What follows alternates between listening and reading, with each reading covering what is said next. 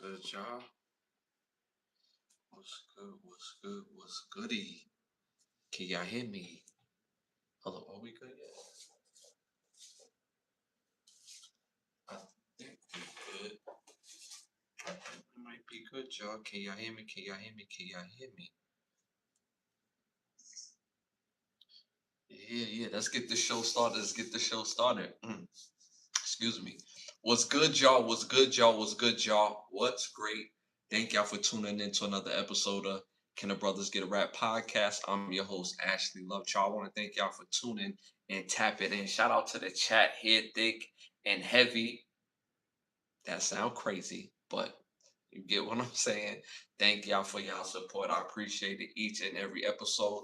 This is episode 263. Wow, that's a lot of episodes. And again, we continue to grow each and every episode. I want to thank y'all for supporting the channel. We're on the road to 20,000 subscribers. We're a little over 13, so continue to like, subscribe, share, hit that all notification bell. I do pop up throughout the week, and we have memberships, so take advantage.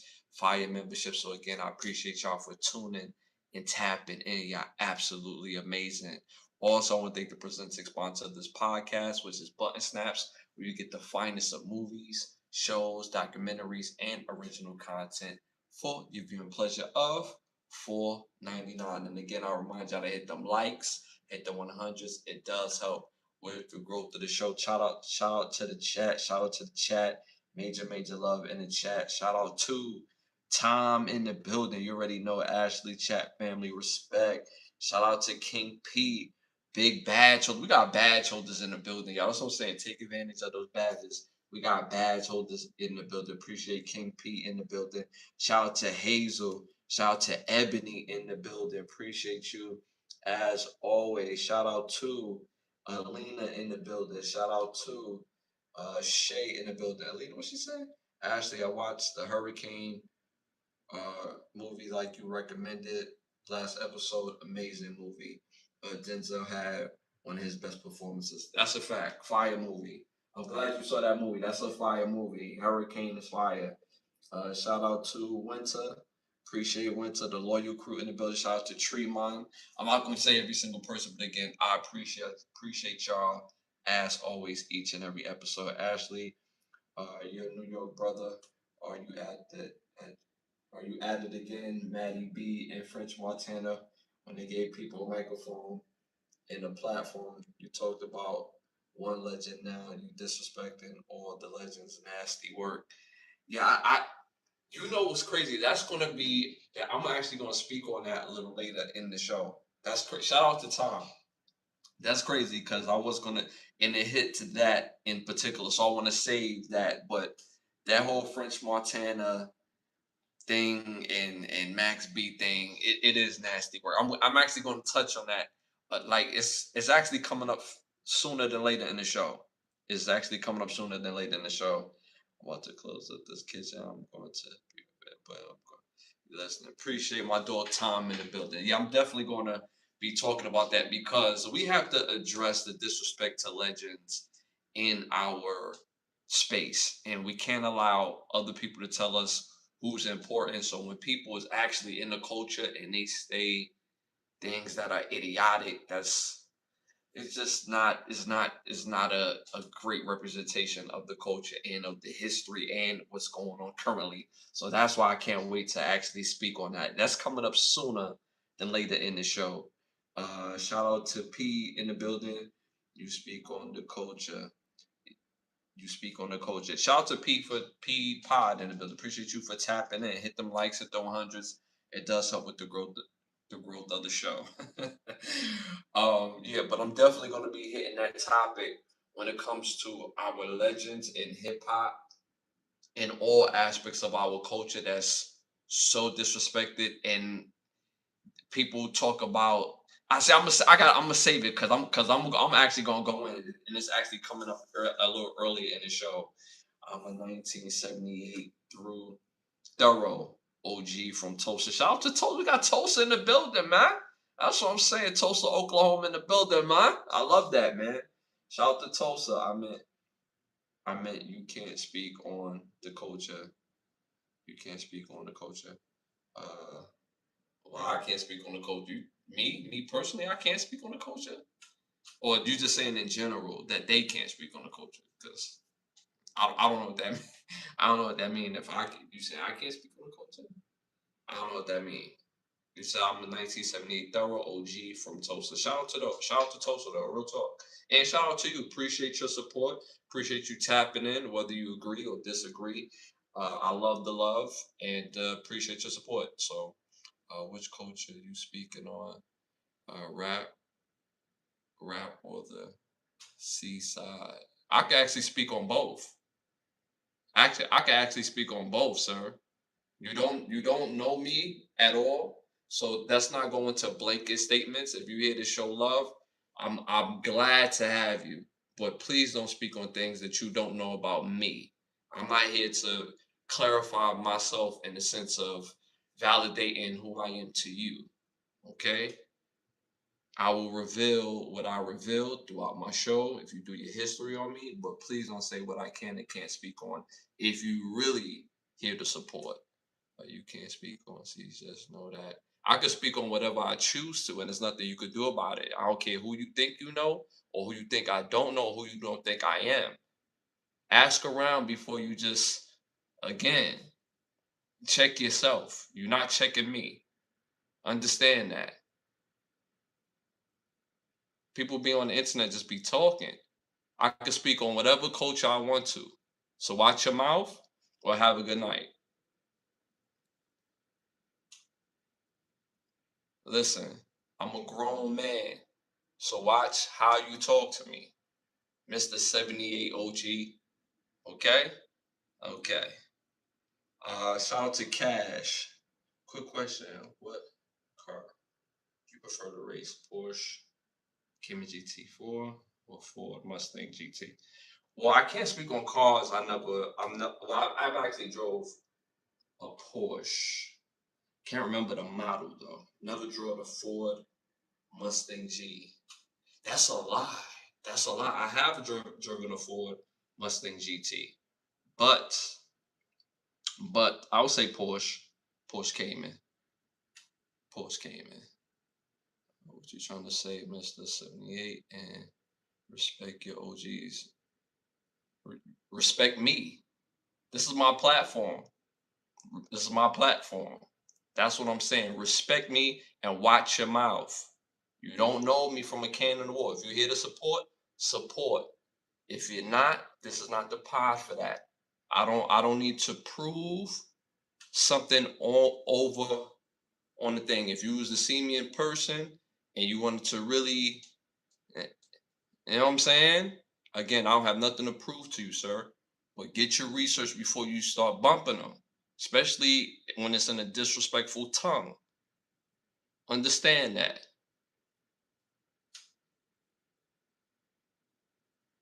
Okay, okay. Well, shout out to you, sir. Shout out to you, sir. I appreciate your support. Okay. So be here to show love, enjoy the entertainment, enjoy what we talk about, engage and keep it cool. And we will be the best of best. You know what I'm saying? All right, y'all. Moving on. Moving on. First segment of the night, popular opinions. Y'all already know these are not my questions, these are the world's questions. So stick to the answers and the questions.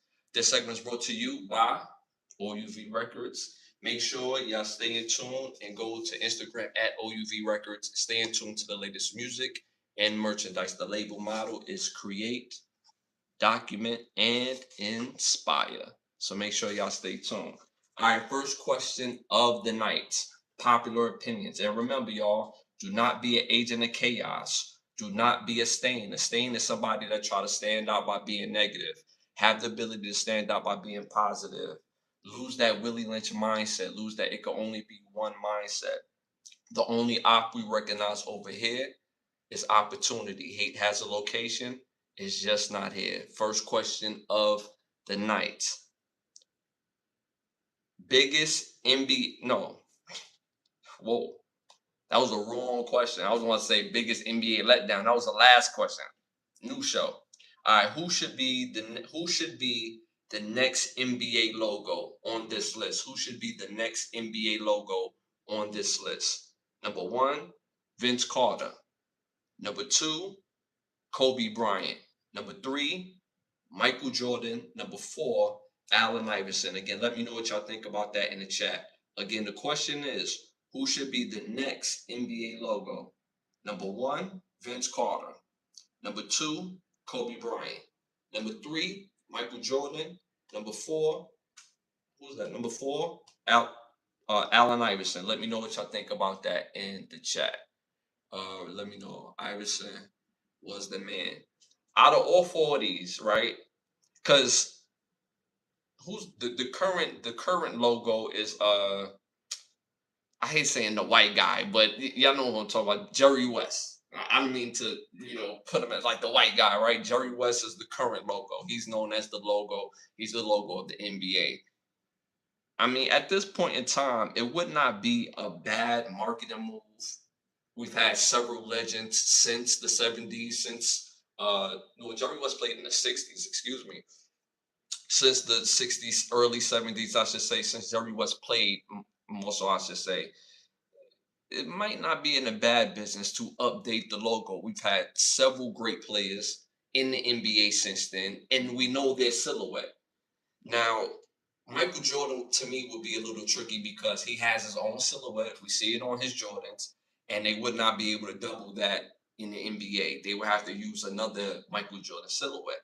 But me personally, I wouldn't mind that the NBA logo is not actually Michael Jordan. I think there's you could find a lot of Allen Iverson great silhouette, silhouette pose, a Kobe Bryant silhouette, or Vince Carter silhouette. I mean, off the back, it's obviously Jordan. In the chat, I'm seeing Iverson and I'm seeing Jordan in the chat. But out of all of these guys, who I think will have the most interesting silhouette out of everybody, I'm gonna have to go with Allen Iverson only because Michael Jordan, the Michael Jordan brand is already prevalent.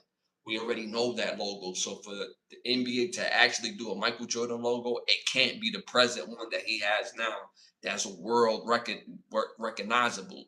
It's so recognizable that most people, not I want to say most people, but some people that didn't grow up in that era seeing Michael Jordan play, they still know that Michael Jordan logo, right? So you have to come up with a whole nother silhouette to use for the NBA in particular. So that's why I'm going with AI, me personally. So in the chat, I'm seeing AI. I'm seeing Michael Jordan in the chat. He said, "Good day." So shout out to Abe in the building. Appreciate you for tapping and hit them likes at the 100s. Helps with the growth of the show. D Brown, the dunk. That was fire though. I wouldn't make D Brown the logo, but that dunk, the no look joint was fire. I will say that. Kobe fadeaway would be fired. It would be. Shout out to my dog CC in the building. Appreciate you for tapping in. But Jordan takes it. He made the sport worldwide. See, again, when it comes to being worldwide, it's not even close, right? Jordan is Jordan, right? But again, they can't use that same logo. You see what I'm saying? It's going to become a conflict of interest. And what would be the next Jordan silhouette that they could use? So if they was to use Jordan, I wouldn't be mad at that. I'm just saying they would just have to use another silhouette. Jordan's like, yo, I turn that into $1 billion business. That logo right there is $1 billion business. The NBA, I don't know if they're gonna pay MJ a Billy just for that logo all in itself.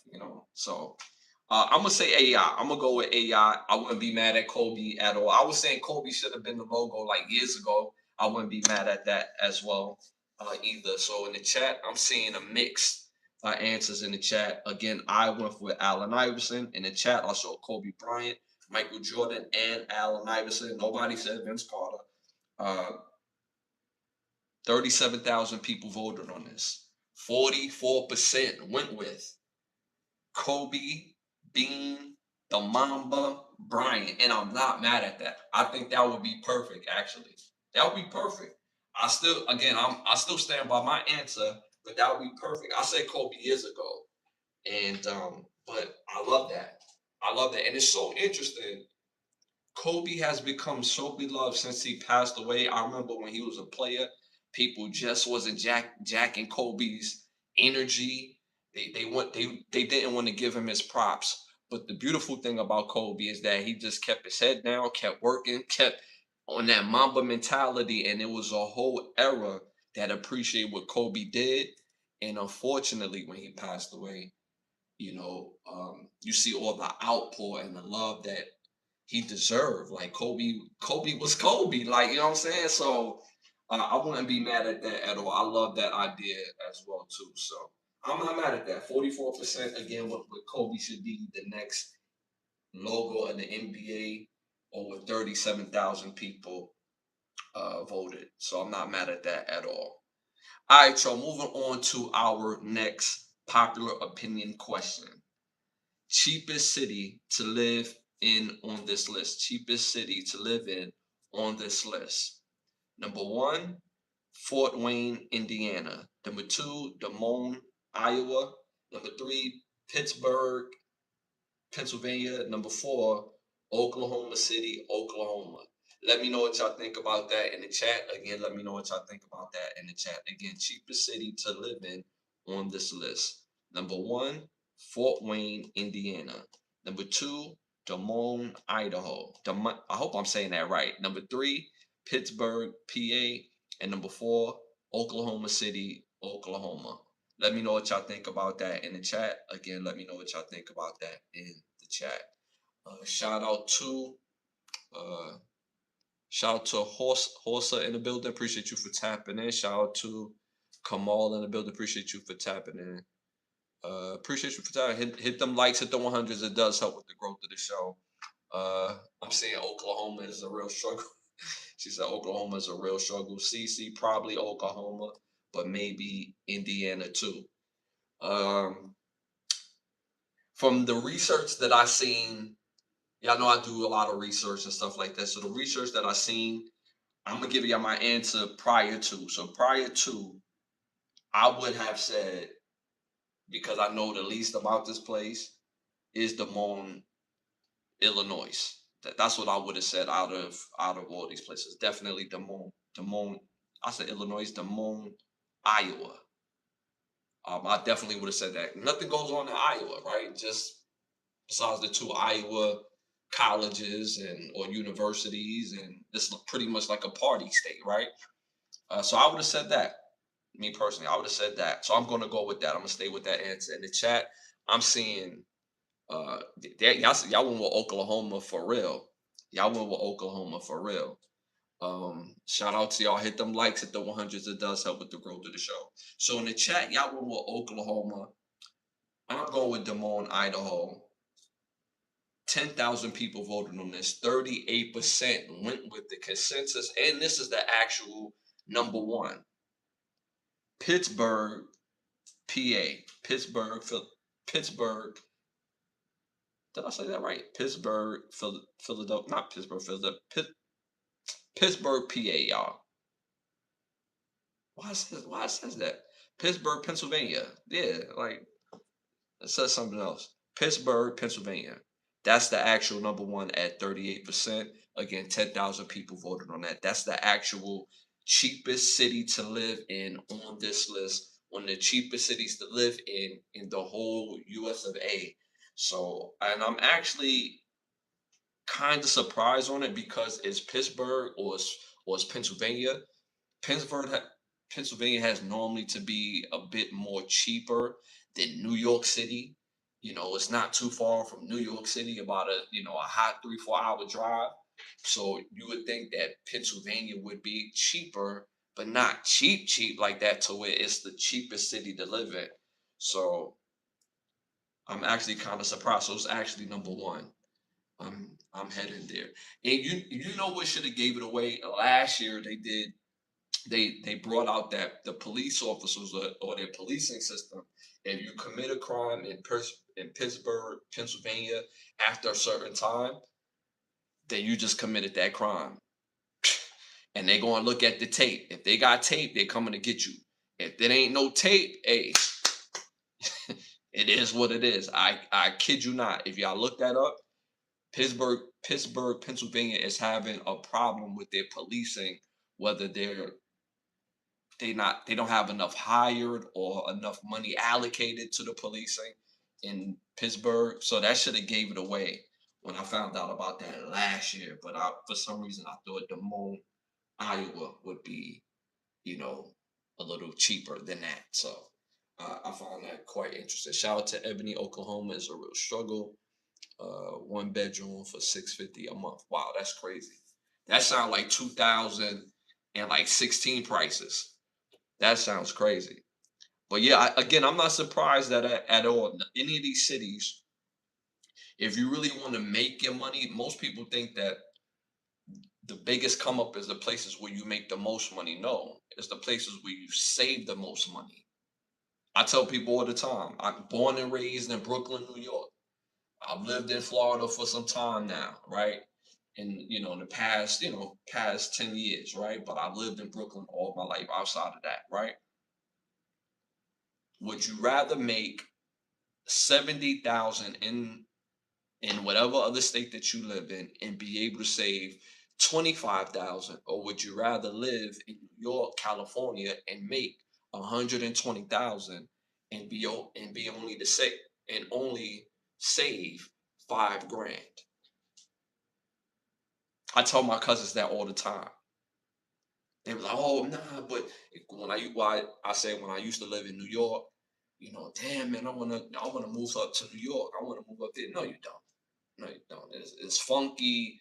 It's packed. It's hot. It's cold. It's stank.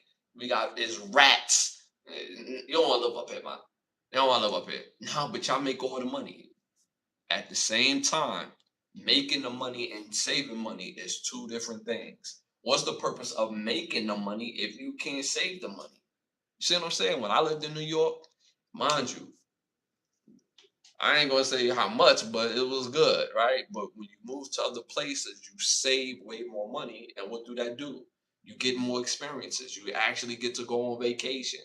You actually go get to, can buy something and enjoy it. In New York, you can't enjoy nothing. You get a new car, you can't enjoy no car in New York City. A nice car at that? You crazy? People literally park like inches in the bumper of each other. You can't enjoy nothing in New York. I'm trying to tell you. So, but you get to save more in places that are cheaper. So, that's how you really get your money up. Move to a place where you can save more money opposed to making more money. All right, y'all. Moving on to our next segment, our barbershop talk. So in the barbershop, this was the biggest topic, and we spoke about it earlier in the show that I said I was going to get to. Culture. Get to the culture. Legends are always relevant. Legends are always relevant. By and large, like we spoke about it a little earlier, and I said I would get to it now. We see Max B, we see French Montana. They spoke up on Big Daddy Kane, a bit too premature, right? And I'm pretty sure they both know who Big Daddy Kane is. They know he's a legend, but they both felt like he was kind of like cold out here, that nobody's seen him. But all this time he's been doing shows, still doing shows for music that he released back in the late 80s, early 90s. If that's not staying power, I don't know what else to tell you. But we have this misconception in our culture that we say, oh, this legend is irrelevant. Let me tell you something. Legends is always relevant. People that worry about relevancy is people who are not talented. Relevancy deals with fame. It deals with dealing with the day to day to try to keep up. That's why you hear some artists, they still sound like they're 20 years old when they like 40 or 55 or 50. It don't sound like their music updated at all. And I say it all the time.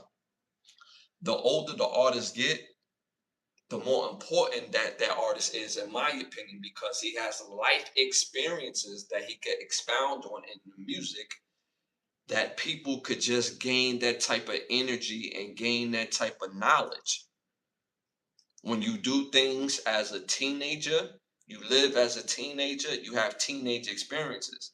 There's no way a group of young people who have limited experiences can relate that in the music and be leading the culture. That can't like people that have limited experience can't lead anything in life. It takes people with real experience that's going through things to lead the younger culture in life. That's how life go. When I was in my teens, in my early 20s, I made a whole lot of mistakes. In my 30s, I spent my 30s correcting those mistakes. Believe it or not, y'all. I don't know if I've been told several times I don't look my age, but I'm about to be 42 in about 3 months. And I'm proud to say that because having growth matters. I don't have anything to prove to anybody in any space. Understanding what real life means and what it is to live, and understand what it is to protect, not just myself, but the others around me. So I'm very keen on how I'm able to move because I know how to move. I'm very big on respect. That's also receiving and also giving respect. So there's no way when people talk about culture and the legends is not relevant, it's some of the most idiotic things that people can say. I don't care if somebody has a platform of 1 million followers. That doesn't mean what you're saying is intelligent. It's one of the most ridiculous things you could say, not only just for Max B and French Montana, and not only that, they try to switch it around. Like, now Max B and French Montana is basically saying they made, Big Daddy Kane hot. Like he's a legend already. You can't make him hot, right? Anyway, then I've heard other streamers say idiotic things about certain legends not being relevant. When a legend is a legend because of their talent. They're talented. So for their mark is forever marked. No matter how big, no matter how small, a legend is a legend. And they don't have to worry about the day to day to keep up and try to make a mark when they already did. Their contribution matters to the point where later in life, 5, 10 years from now, they're going to come back and people are going to remember that same feeling. So I hate that thing within our culture, and I don't like it. I hate it. But we treat our legends as if they have to be relevant. And we only do it in our culture. We only do that. When you look at outside cultures and they have legends, they treat their legends like legends. They don't have to worry about the day to day trying to keep up with people who are trying to be famous and not having any talent. It's one thing when you have talent, but when you build your fame, having no talent, your talent is to be famous. Fame is a talent all in itself. It's not the same. Back in the day, fame used to come with being talented. Now, fame comes with just the sheer know-how to be fame. I tell people all the time, if you want to be famous, I have the perfect formula for you. Take a hot bowl of shit, a spoon, and eat it on live. You're going to go super viral. Go do that. And we see people do it every single day. It's just what hot bowl of shit are they willing to eat? Because infamy is fame. And that's how people gain fame and trying to stay relevant. But when you have legends who contributed to the culture, to be quite honest, they are the culture. Because without them, we wouldn't have nothing to build on. Without artists like Big Daddy Kane and artists before him, this rap thing, this hip hop thing, we wouldn't be able to make no money off of it. We wouldn't be able to podcast. We wouldn't be able to have our own businesses, our own labels, our own management.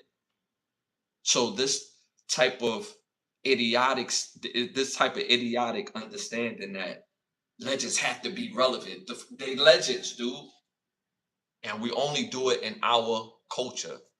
Shout out to unknown. You're a weirdo. You're a weirdo.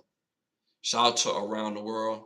Also weirdo. Now two weirdos back to back. Shout out to y'all. Hit them likes. Hit the 100s. It helps with the growth of the show. This is not the pod for that. If you hear the bot, if you hear the troll, this is not the pod for that. We over here really talking, having a good time. You're a weirdo. I can't remember the name. Yeah, you're still a weirdo. Shout out to you. Shout out to my dog Patrick in the building, big badge holder, one of our day ones in the building. Appreciate you for tapping in, my dude. What's up, my dude? I saw the short video. You commenting on Jackson Dart. Uh, you were spot on. I totally agree with everything you said. Yeah, the Jackson Dart, the quarterback, the Giants quarterback, right? Yeah, man. Yeah, he had to get that work. Jackson Dart had to get that work. I Not to switch gears, but the video he's talked about that I released where it's been said in couple different forms, and Akeem Talib had mentioned it prior to, where it's like a thing where Jackson Dart calls his teammates, and I'm talking about the brothers, nigga. What's good, my nigga? Oh, word, that's what we doing. Yeah, that's not cool at all. So I went in on that particular video. Yeah, yeah. Say with the comments. Super arrogant. Yeah, when you come in here trying to joke and the jokes is not hitting, and you trying to tell me I look like this and I look like that, trying to crack them. Yeah, that's why I'm gonna call you a weirdo. You said come in here telling me I look like some like yeah, dude. Like, come on. Like, if you here to support, show love. But if you here to bot, we not here for that. So yeah, if you got a problem with that, go to another platform. Simple and plain. You look like that guy. I'm German. Okay. Like I said, lead with respect and you will receive respect. That's how that works. I'm a very principle oriented person. That's how that works. You don't tell me how it work.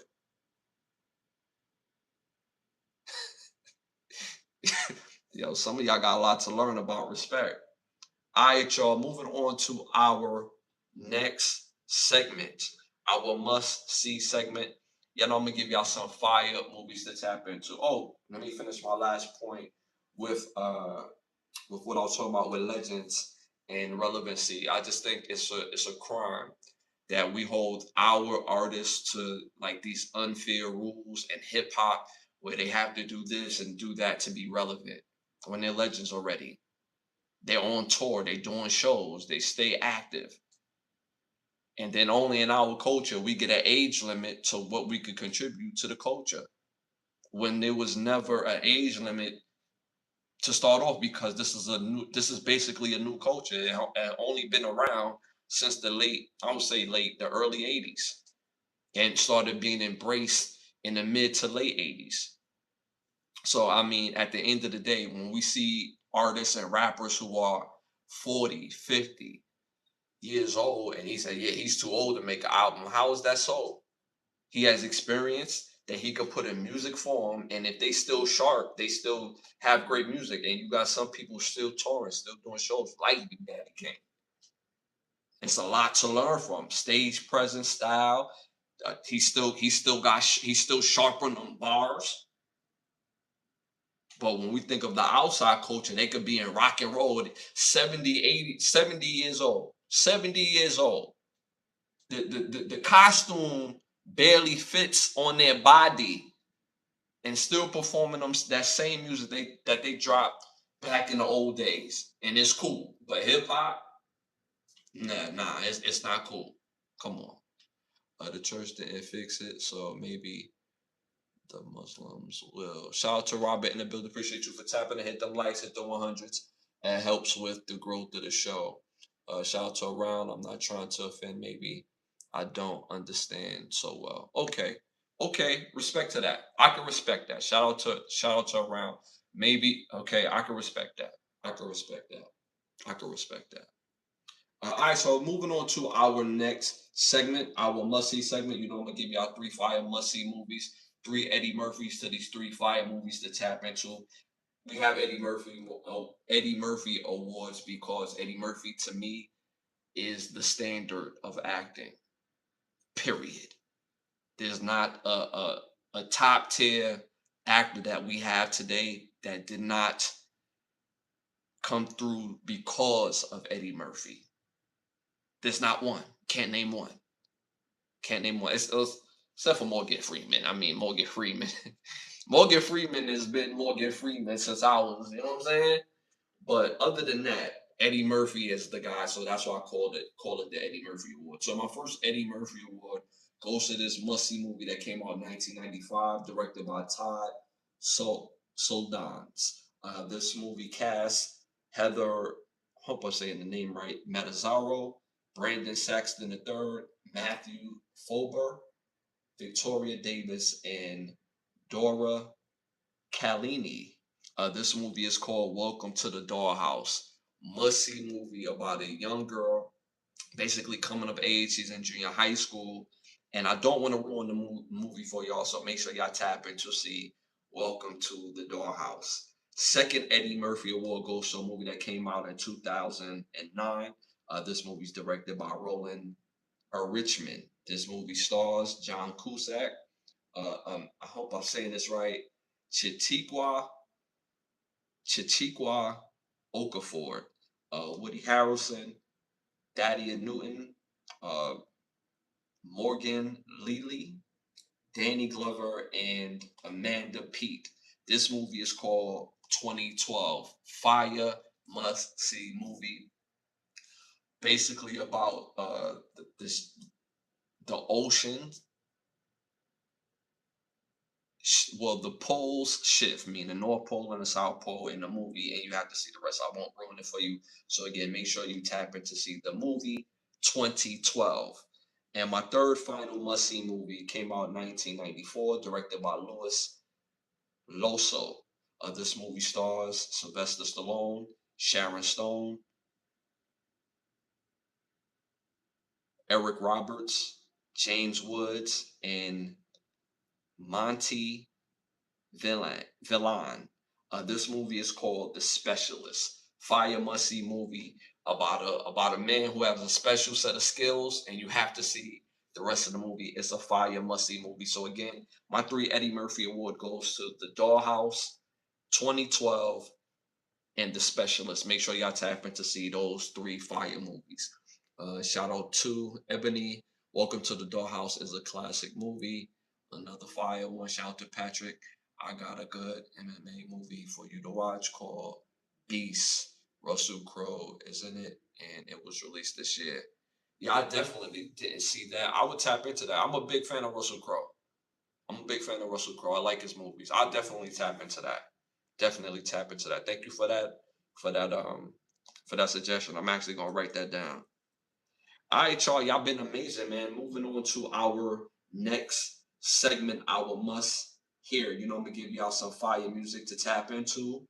Profile artists, whether it's hip hop and R&B, whether they new or old. I'm gonna give out three Michael Jackson awards to three fire songs. So my first Michael Jackson award, well, excuse me, my profile artist for tonight is the artist Neo. Make sure y'all tap into his music. So my first Michael Jackson award goes to his song called "Do You." My second Michael Jackson award goes to his song called "Can We Chill," and my third Michael Jackson award of his song is called "Because of You." So make sure y'all tap into those three songs. Fire, must hear music if you haven't already. Again, the artist is Neo, legend, a young legend. And the songs "Do You," "Can We Chill," and "Because of You." Make sure y'all tap into those songs. Fire, must have songs on y'all playlist. All right, y'all, moving on to our next segment. Y'all already know I'm about to book them flights.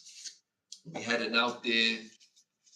Send them the turkey or no. Send them the turkey or no. Y'all know the rules of the game. We type in T to send it to turkey, or we type in N now to send it to turkey.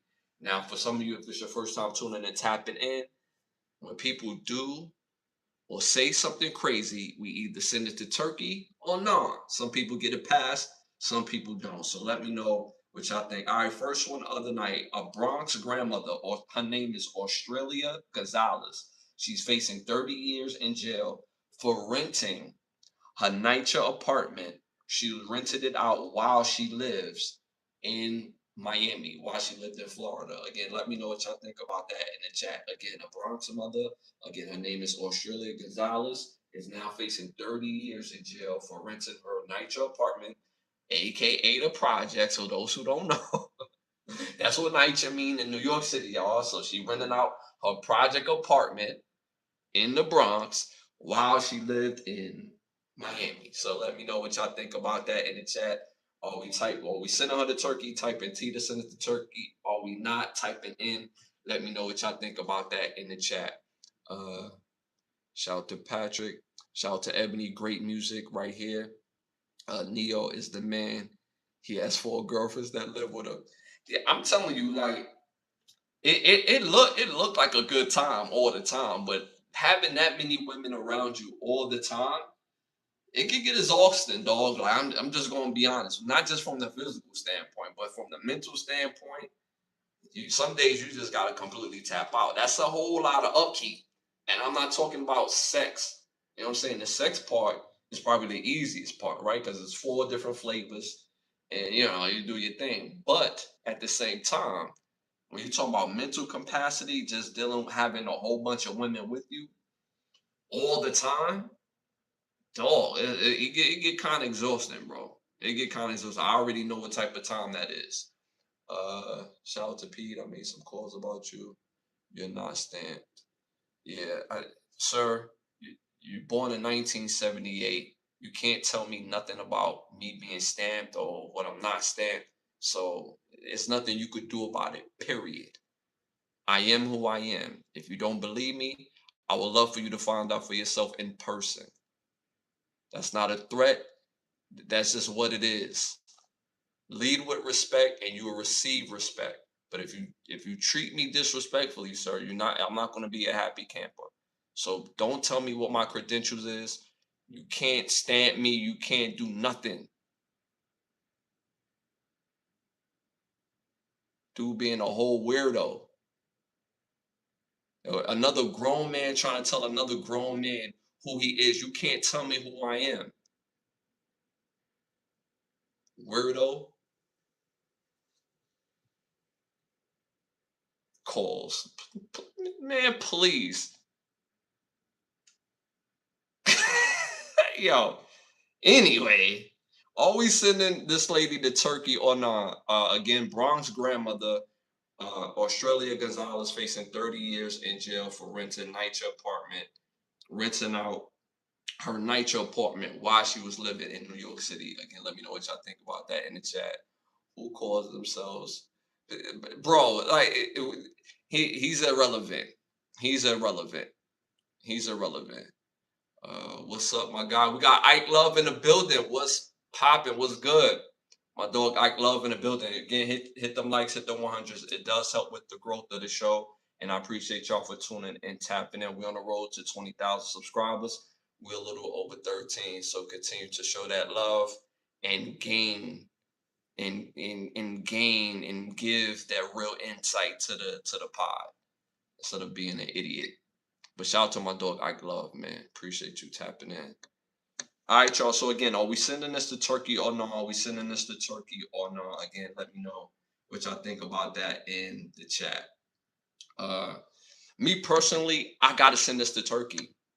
I have to send this to Turkey because at the end of the day, you know the rules of the game. This is just her trying to get over. That's all this is. This is her trying to get over. And when you live in New York City, everybody got to hustle. It's New York City. So I get it. She tried it. She got found out, and it is what it is. Now she was charging the people, 750 to 800 a month for one of those apartments in the projects while she lived in Miami, which is crazy, might I add. But it is what it is. But at the end of the day, she got caught and she knew the rules of the game. She was trying to get her hustle on while she lived in another state. Now, some people are able to do that. There's a lot of people that rent their apartments or rent their stuff out and live in other states. It is what it is. So her getting caught, hey, I mean, 30 years is a long time. Damn, I didn't know it was going to be like that. But she tried to run a hustle and it is what it is. So she got caught. So I'm sending her to Turkey regarding that. Shout out to Hood. Take off that blue fam. Just checked in with Hood. Good. Uh, shout out to Hood in the building. Appreciate you for tapping and hit them likes, hit them 100s. Who take off what? You disrespecting the OG?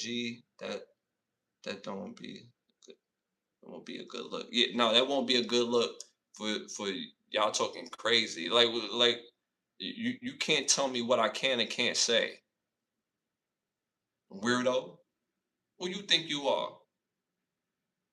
It's so amazing. These same people don't have nothing to say to anybody else regarding any other culture when it comes to something to really stand on. I'm a grown man first and foremost. And second, oh, you can't tell me to take off nothing, do nothing. You can't do nothing with me. So watch your mouth. This is my platform. If you don't like what I say, you don't like what I wear, all right, go into another platform. Because if you were to see me face to face, you wouldn't have that same energy.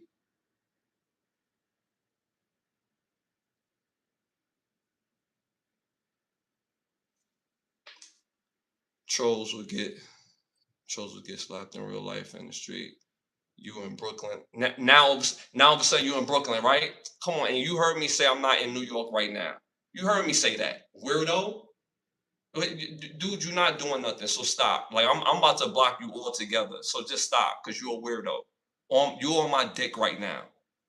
You on my dick right now, mainly because if you to see me in person, you wouldn't have none of that energy you talking right now. You and your old ass homie from Oklahoma. It be the ones that be popping it online. And when they see me face to face, it don't be that type of energy because you don't know me.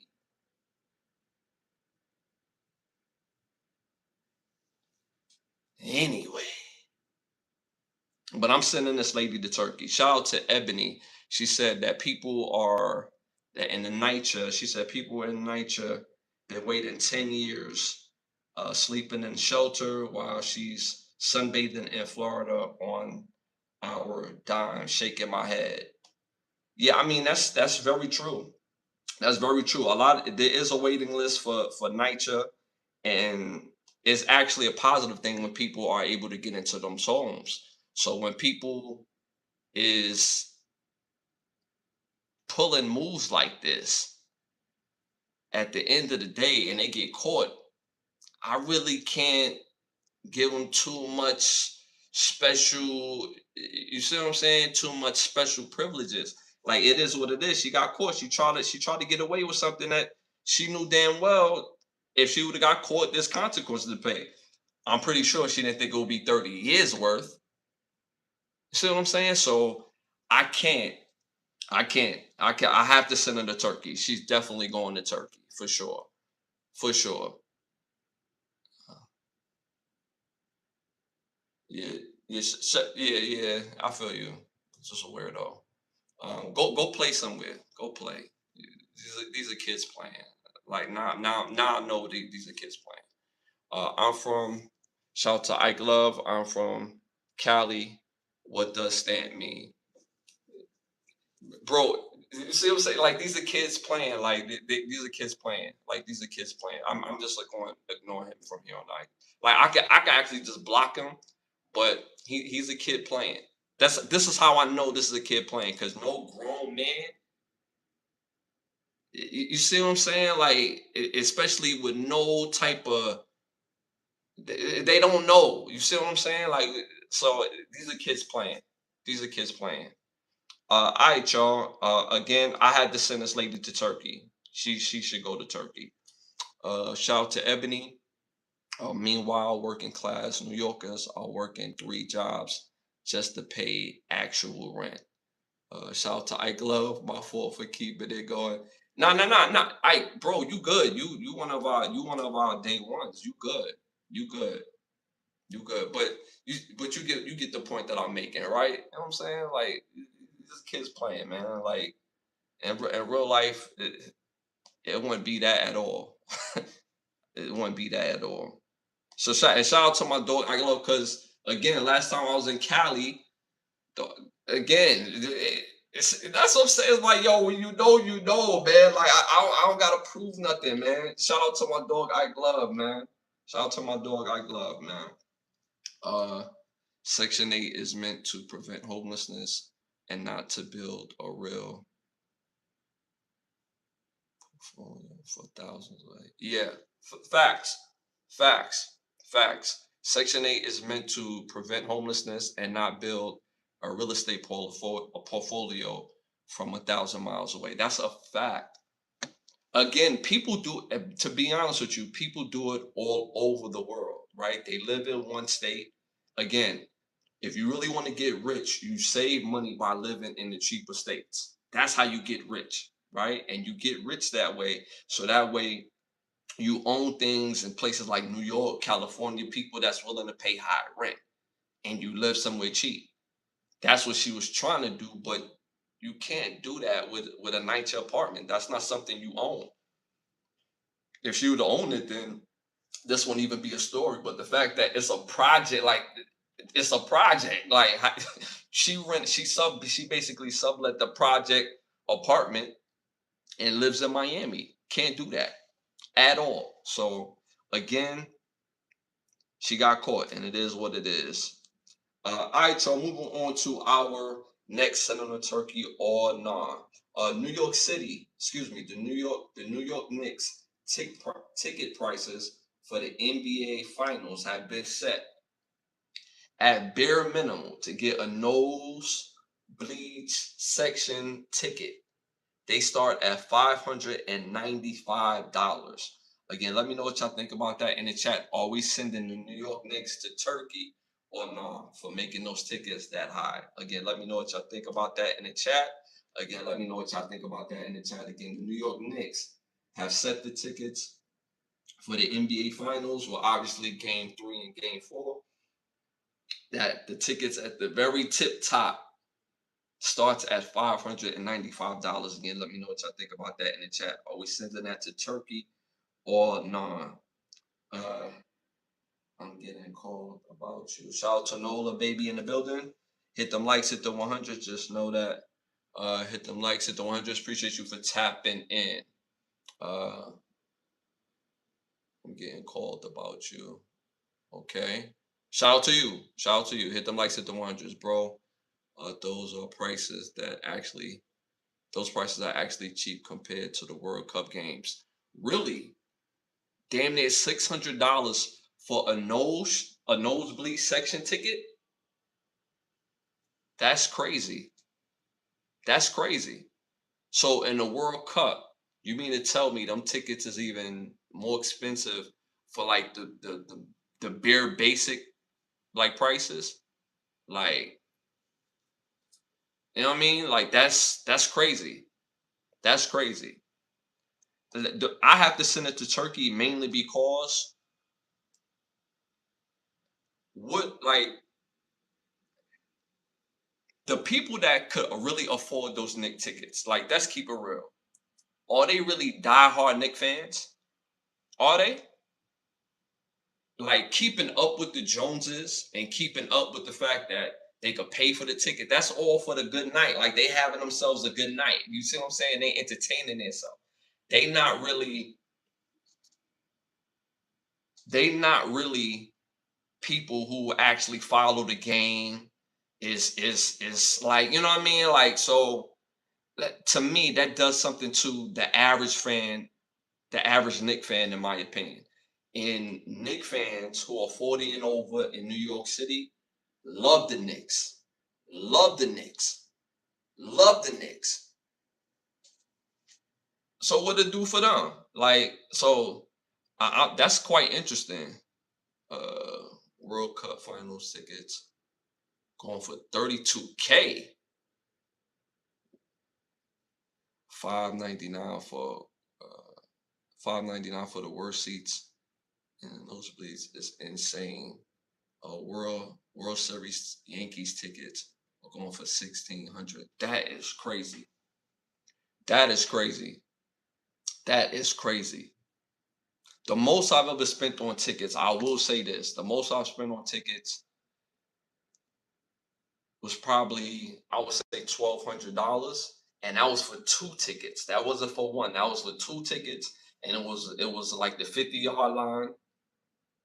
No, this was actually behind the end zone when Michigan played Florida State, when they had like Jabril Peppers and all those dudes on that team, and they actually came to Florida, and I drove up to Miami, to the Miami Center, and I drove up to that game, and man, it was fire. And I was like, 1,200 is crazy. But for finals though, I just think that's crazy. Cause again, that's the start price, right? So imagine trying to get a like a front row seat at a game that starts at 5.95 just for the nosebleed section, right? So we're talking about somewhere between 2 to 500 grand just for those front row seats. You see what I'm saying? Like that's, to me, that's wild. That is wild. That is wild. Yeah, I just think at the end of the day, you price out the people. At the end of the day, you price out the people. Like they had to shut down the listening party and the watch party of the finals. Excuse me, not the finals of the Knicks Eastern Conference, because outside it was going too crazy. The watch party that they would have outside, the older people that can't get in MSG, it was going so crazy. So how much more, or how lit it would it be for MSG to make the tickets cheaper and have like the ruckus, wild, real New York fans in there? You see what I'm saying? At least have a game like that, right? So, all right, so game three, you're gonna get your money up, right? But game four, make them prices cheap enough for the rabid fans of New York City could go to those games and make the fans be like what's the word that I'm looking for? Like a factor in the game all in itself. So that's what I think. I think that's just a lot of money in my opinion. That's just me personally. Shout out to Tom in the building. Midfield, 50-yard line, row 30. Gillette Center, Tom Brady days. My brother had to get the hookup for those tickets are ridiculous. Now that's a fact. What Tom Brady days? Gillette Center or Gillette? I think it's called the Gillette Center in not Pittsburgh, in New England. Yeah, I know them tickets was crazy. I know that for a fact. Uh, I guarantee if you go to Cleveland, you can sit anywhere.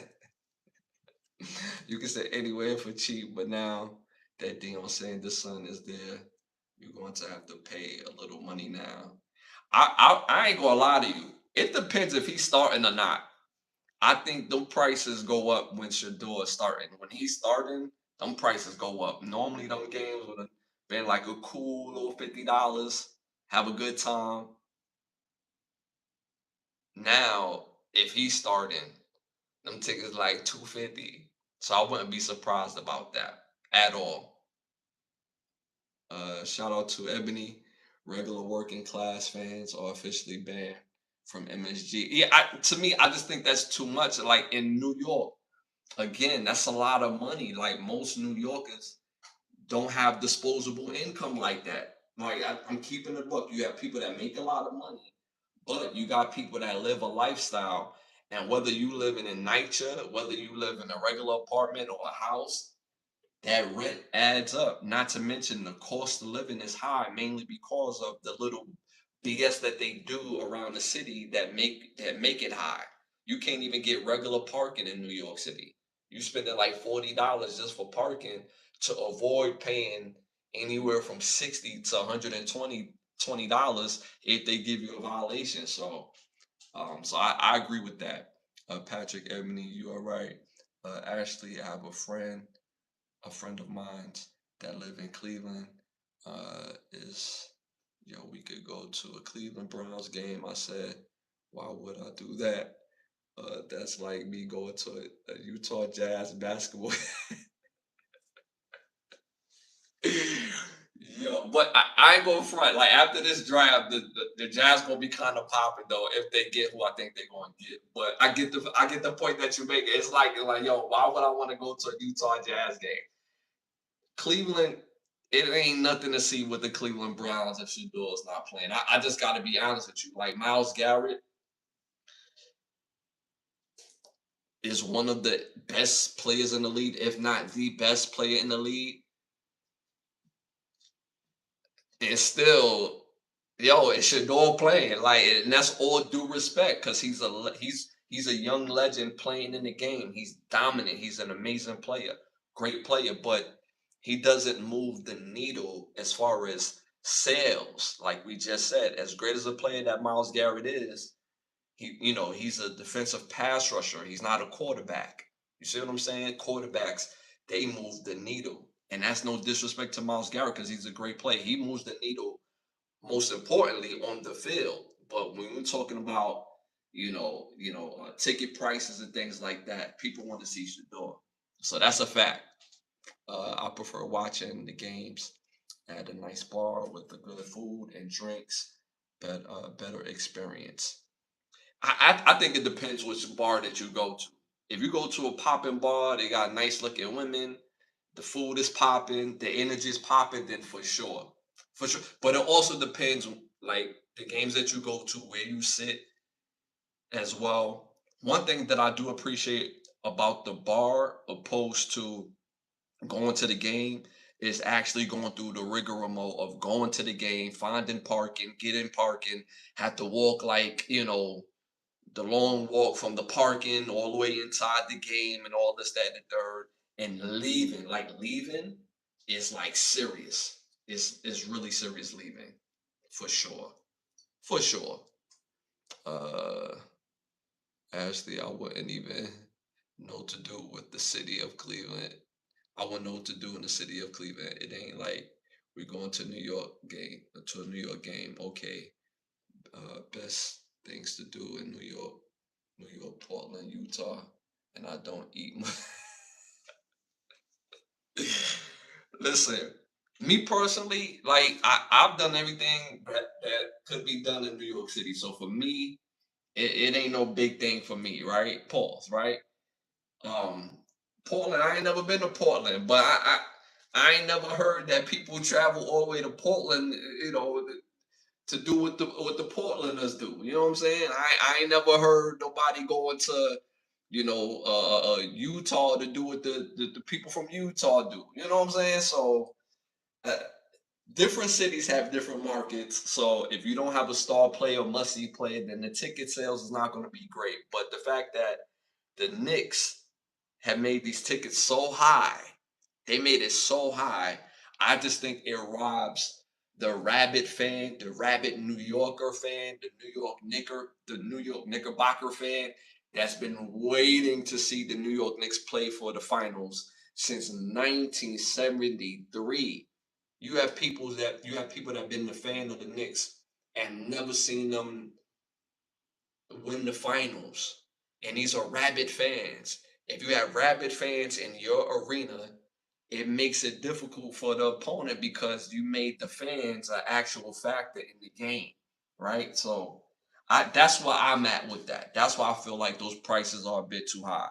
595 for a nosebleed section was you pay damn near $600 for the ticket and you at the top of the arena. Whoa, that's hey man. You know what I'm saying? And when you pay that type of amount of money and live in New York, that's not the average fan to me. I just gotta be honest. Shout out to Maria in the building. Appreciate you for tapping and hit the likes, hit the 100s. It helps with the growth of the show. We got Maria in the building, one of our day ones. Her father was a day one. Rest in peace to Christopher Rivera. Bruno Mars is one talented man. He plays 11 instruments in the show. He's dancing and spinning as well. Shout out to Maria and Bill. Appreciate you for tapping in. My dog Tom Ashley, if I get a chance to go to an Indiana come on, bro. You're not going to no Indiana Fever game. If I get a chance to go to an Indiana Fever game, not the Pacers, Indiana Fever with Caitlin Clark. Caitlin Clark. That building is going to be crazy in there. Yeah, I'm not going to a Caitlin Clark game. I ain't gonna lie to you. Just me personally, I'm not going to a FIBA game. Matter of fact, I would go, but I'm not going to watch. I'm not going to watch basketball. Like I'm being there, like, oh yeah, you know. I'm not. I didn't come here to see y'all lay up and shoot threes. I could have watched the game for that. You know what I'm saying? No, I'm saying me personally. You know what I mean? But I'm gonna just leave that alone. I'm gonna just leave that. Shout out to Pat. I've been suffering as a Knicks fan since the Jordan days. Oh yeah, those days was tough. Those are tough days. As a former Chicago Bulls fan, and the only reason why I'm a Nets fan is because we in Brooklyn, right? When the Nets came to Brooklyn, I had to put the Chicago jersey down and pick up my Brooklyn Nets jersey. And I wasn't just a Chicago fan just for Michael Jordan. You gotta remember when Michael Jordan left, we had it rough. We had it rough. I mean, it was way worse than the Nets. It was rough. When Jordan left, or he officially left, oh, the Ron Mercer, the Eddie Currys, the Tyson Chandler days, the Marcus Pfizer days, the Kirk Heinrich, those days were rough. But when the when New Jersey Nets, excuse me, when the Nets came to Brooklyn, it's Brooklyn all day. So you know, going back to those '90s when y'all used to lose to the Chicago Bulls, you know, it's crazy time. You know what I'm saying? Y'all doing y'all business now. Knick fans, y'all doing y'all business now. I ain't gonna hold you. The Knicks is looking solid. They got an actual shot to win the championship. The the hardest thing about the Knicks winning the finals is just the Knicks fans. Y'all just insufferable. That's all.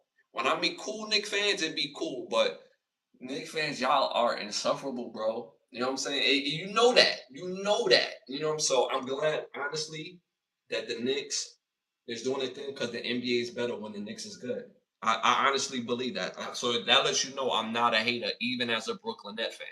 So uh nothing about Portland makes sense. Even the Trailblazer logo look like the Dusty Gas Station logo. No what? Yo, shout out to my dog Cece. Yo, y'all are killing Portland, yo. They say Portland is a real sports town, though. That's what they say. That's what they say. I don't know. I've never been to Portland. That's just what they say. Uh, Ash, Ash, Ashley, like paying, paying to see y'all miss layups. Y'all ain't, y'all ain't it. Yo, I'm not gonna say certain women in the WNBA they get a lot of hype, and when you see the highlights, they missing like 20 to 30 rebound, I'm 30 layups, and it'd be like, and I'm talking about the same person. It's like, yo, how you miss that many layups in the game? I seen a player miss like 10 layups in a row, and they right next to the basket. And this player is one of the tallest people on the court. And it's like, yo, like if I want to see layups and 3-point shots, I could go to a high school game and they're gonna give me dunks. Like living in Florida, like you got some real athletes, just like in New York. New York City in basketball is next level. In Florida, if I'd rather go to a Florida basketball high school game because I'm gonna get dunks. I'm gonna get, you know what I'm saying? Than the WNBA. I'm going to a WNBA game with a whole nother agenda. I'm just gonna be honest. I'm gonna be honest. Can we be honest? I'm gonna be honest. Uh, what they said in chat. I missed that one. I'm a Chicago fan. Hello, no, I'm a Chicago fan for the city, but That city update with New York. So, bro, that city is beautiful. Orlando Magic stamp the Bulls. Oh, Orlando Magic stomped the Bulls when Jordan came back. Yeah, that don't. First of all, they didn't stomp him, right? They won. They won, and when he came back, it wasn't the same yet. So when Nick Anderson said, "Yeah, 45 is not the same as 23," and when Jordan put that 2-3 on, they got quiet. Like we can't have revisionist history. We got to be honest here. We got to be honest here, right? We got to be honest. But Orlando did do their thing. They did do their thing. Shout out to that team. That was a good team. And don't say it like that. Orlando wasn't a good team. Like they only had Penny Hardaway, who was one of the best point guards in the league. Shaquille O'Neal was one of the best centers in the league. Dennis Scott was one of the best 3-point shooters in the league. Horace Grant is a tough out. No matter how you slice it, he's not a high volume scorer, but he was a good player. And Nick Anderson was solid. Like that was a good team. It wasn't trash. That was a good team. Even though New York Knicks teams was talking, even those New York Knicks teams you talking about, I would go see them because when you go to the games, you're going to celebrate. You're going to see celebrities all over the basketball court, even those rough days. Yeah, that's what I'm saying. The New York Knicks, people that could afford those tickets are the who's who, right? Those are like your celebrities, your actors, your who's who, right? Cool, right? Let those tickets be expensive, but you want to fill the arena out with real rabid fans, and if those tickets are that high, then you're not going to have an arena full of rabid fans. That's just the point that I'm making with the tickets being that high for a Knicks game. That's all I'm saying. That's all I'm saying. If the tickets start at $5.95, meaning basically $600 if you include in tax, the average real Nick fan is not going to be in there. You see what I'm saying? You're going to get the casuals, they in there for the look. They hit the paparazzi. Oh, we got Chris Tucker in the building. Oh, Chris Rock in the building. Oh, Tracy Morgan in the building. Oh, they let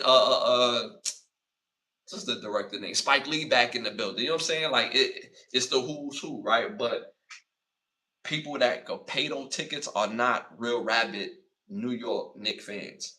So that's all I'm saying. And that lets you know that I'm not a hater. I'd rather for them to have an arena full of people that are rabid fans opposed to them trying to squeeze that dollar, just for the finals. But it is what it is. It's still a business. The only thing New York should be ashamed about is those sorry ass Jets. Yo, they should let me take over the Jets franchise. I'm serious. Like, I don't even say that in tongue in cheek, bro. I'm dead serious. I'm dead serious. Like, for real. They should let me take that over. Like, it's cool. It's cool. Let me make the football decisions. It's cool. Uh, Time facts. The Jets are painful. Injuries. Why y'all said this one? I wasn't even going to say her name, Angel Reese. Let me put that bull Rod and Angel Reese me bounds instead of the rebounds, me bounds. That was she called herself because she missed layups so profound. Yeah, she does she missed a lot of layups, bro. She missed a lot of layups. People don't pay that good money to see her miss good layups. People pay that good money to see her perform. People really want to see Angel Reese be good. I thought Angel Reese I have to be honest when I speak. When I see her playing at LSU, I was like, damn, like, yo, this girl can play. She's tall, she got size, she has motor, she can rebound. And in college, it didn't seem like she had trouble scoring in the paint. It didn't look like this. And watching her play now, it feels like she regressed. Me personally, when I watch her play, when I have seen her play, um, Tom, that's why New York City is lit right now because even in the days they had okay teams, they always believed in the Knicks. Did you see Tracy Morgan look like he was about to start crying? So, and that's the thing, right? Knicks fans, Cowboy fans, y'all believe every year, every single year, knowing damn well you shouldn't be believing. They showed the starting five for the Knicks, and I remember the starting five mainly because my boy was trying to defend it one day. We was having a whole sports argument, like, "Yo, bro, we going to the finals." And the starting five, I hate saying names because it's like, you know what I mean? That's kind of poor choice. But they had Lance Thomas, who wasn't terrible, but he's not a franchise player. They had the older point guard from Houston. It starts with a P. So it starts with a P. They had him. Uh, it wasn't Chris Duhon. It was another unknown player, and it was like two more like international guys. This was like right before. It was right before the Russian kid came. I think he's Russian. The tall kid. And then when he got to other teams, he became trash. But it was like right before he came, he was like, "Yo, we could go to the final," and he was dead serious. I'm like, "Yo, bro, this is not the team to go to the finals." And he was just like, "Yo, I believe." So yeah, it's about that time for y'all to get y'all props for sure, for sure. Angel Reese is a baddie. She can miss all the layups she want. In my Yo, I hate that term baddie. I just hate that term. She's a nice looking woman for sure. Um, but she playing ball though. You know what I'm saying? Like, don't you want to be good at what you do? But I get the point that I get what you're saying though. Like, yeah, you know, yeah, reach for that. You know what I'm saying? Reach for that. So I get it. Ashley, Angel Reese wants validation. She wants all the attention and the spotlight. She she shines on her only. She got to be focused. She got to be focused on playing basketball and nothing and not being a celebrity. I agree with you. I agree with you. I agree with you on that. I agree with you. I agree with you. I honestly believe that Angel Reese uses basketball to basically solidify, because I said it all the time. There's talent and there's people that's in the business of fame. Angel Reese can play basketball. It's just people want her to be great, and what we see on court is not consistent for people to say that she's great. When we see her miss 1,000 rebounds and easy layups and easy jump shots, in any other industry, we won't hesitate to not call somebody great, right? So she's gotten a lot of grace for people that want to see her be great in basketball. You see what I'm saying?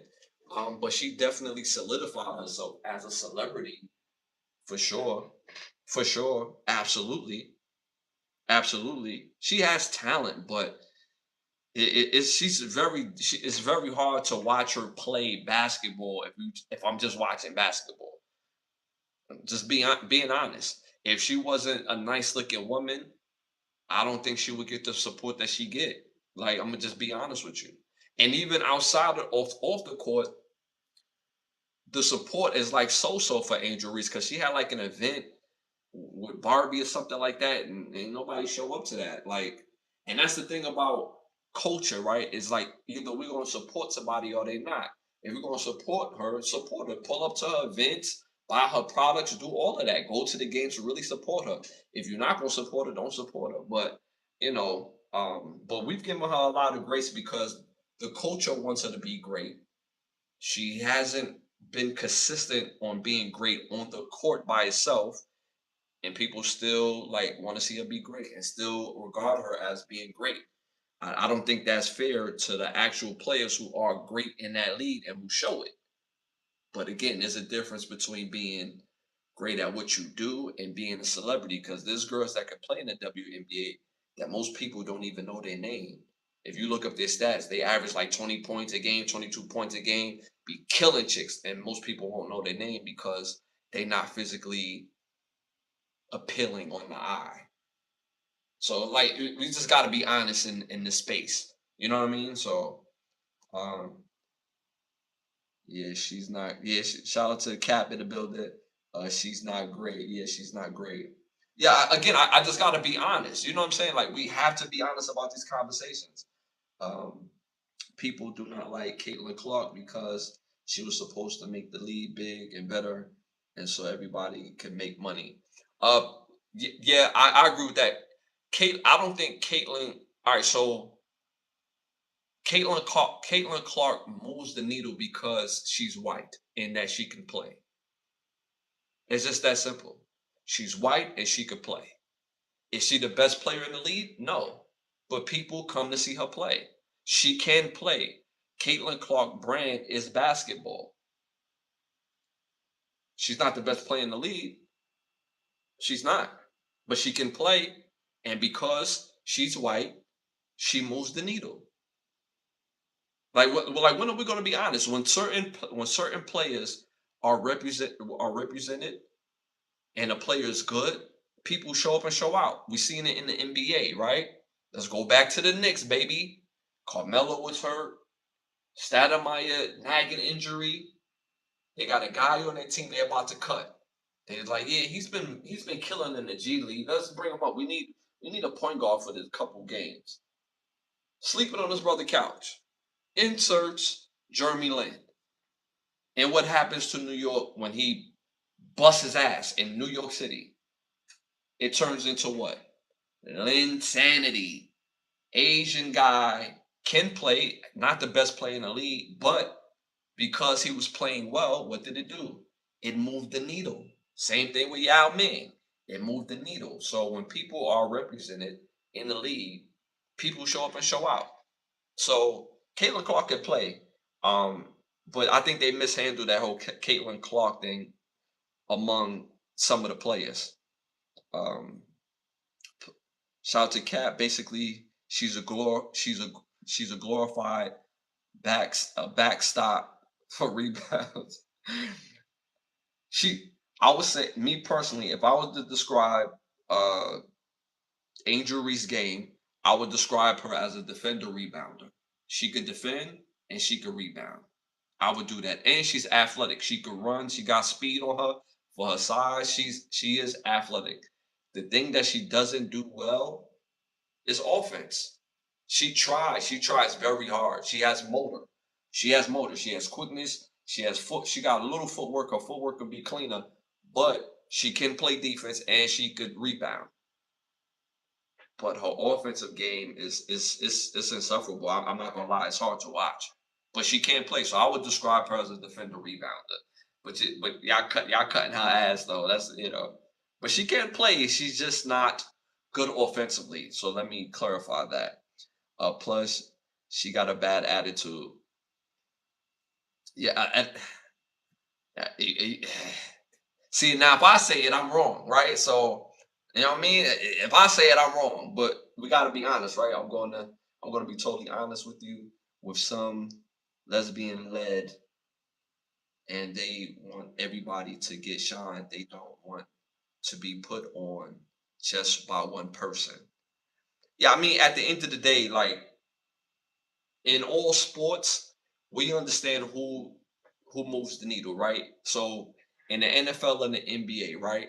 Whenever there's a player that comes in the league that moves the needle, if you notice, the formula is always the same. The NBA use that player to whatever they got to do. They said it in the chat, Linsanity. When Jeremy Lin was getting it cracking in with the Knicks, the New York, the NBA, them ticket prices went up. You start seeing more Asian Americans at the game, not just at the Knicks games, but or in every city that they played in. It was going crazy. The NBA fed into that. Now the players, you didn't hear no players say, well, you've heard a couple, but majority of the players wasn't hating on Linsanity. The majority of the players like, yo, let him do him. Because if he does well, and now when we play, our games is going to be viewed more. I'll bust his ass. Hey, now everybody gonna know my name. That's how but that's how that's how we spin it, right? But other than that, it was some other people. A few people did hate on Jeremy Lin, but majority in sports and men's sports, we understand like yeah, there's somebody that's coming to the league that people are focusing on. Again, NFL Shador, right?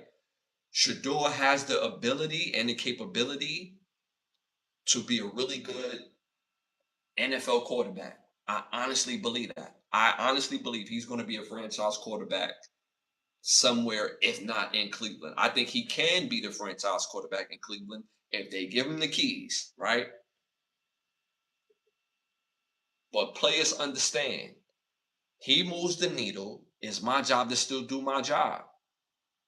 It's my job to still do my job. So with the WNBA, that's why they mishandled Caitlin Clark. It's like, yo, people come into the game. It doesn't matter. They come into the game. Go out there and bust her ass. That's all you got to do. Ain't no need to talk crazy. Just go out there and bust her ass. That's all they had to do. So that's what I was saying about that. Ashley, it's like Drake.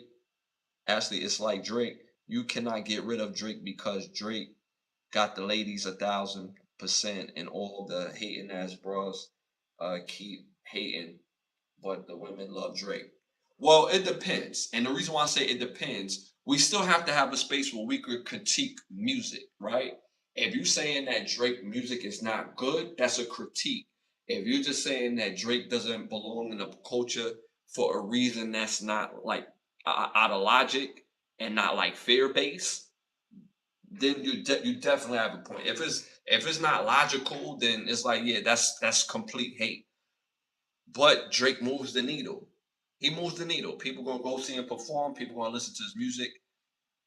If you don't think the music is good, and you have like a real reason why the music is not good, or his music is not good, then again, music is, it's taste based, right? It's on each as individuals. So I don't think that's hate, but I think it's hate when you like dismissing somebody just because something out of feelings. It's not something based on like logic and fact or style. You know what I mean? Like for example, somebody can hate on DMX or something like that because they don't like the Rough Rider style. They like their rappers more commercial and party based. They don't like the street style, right?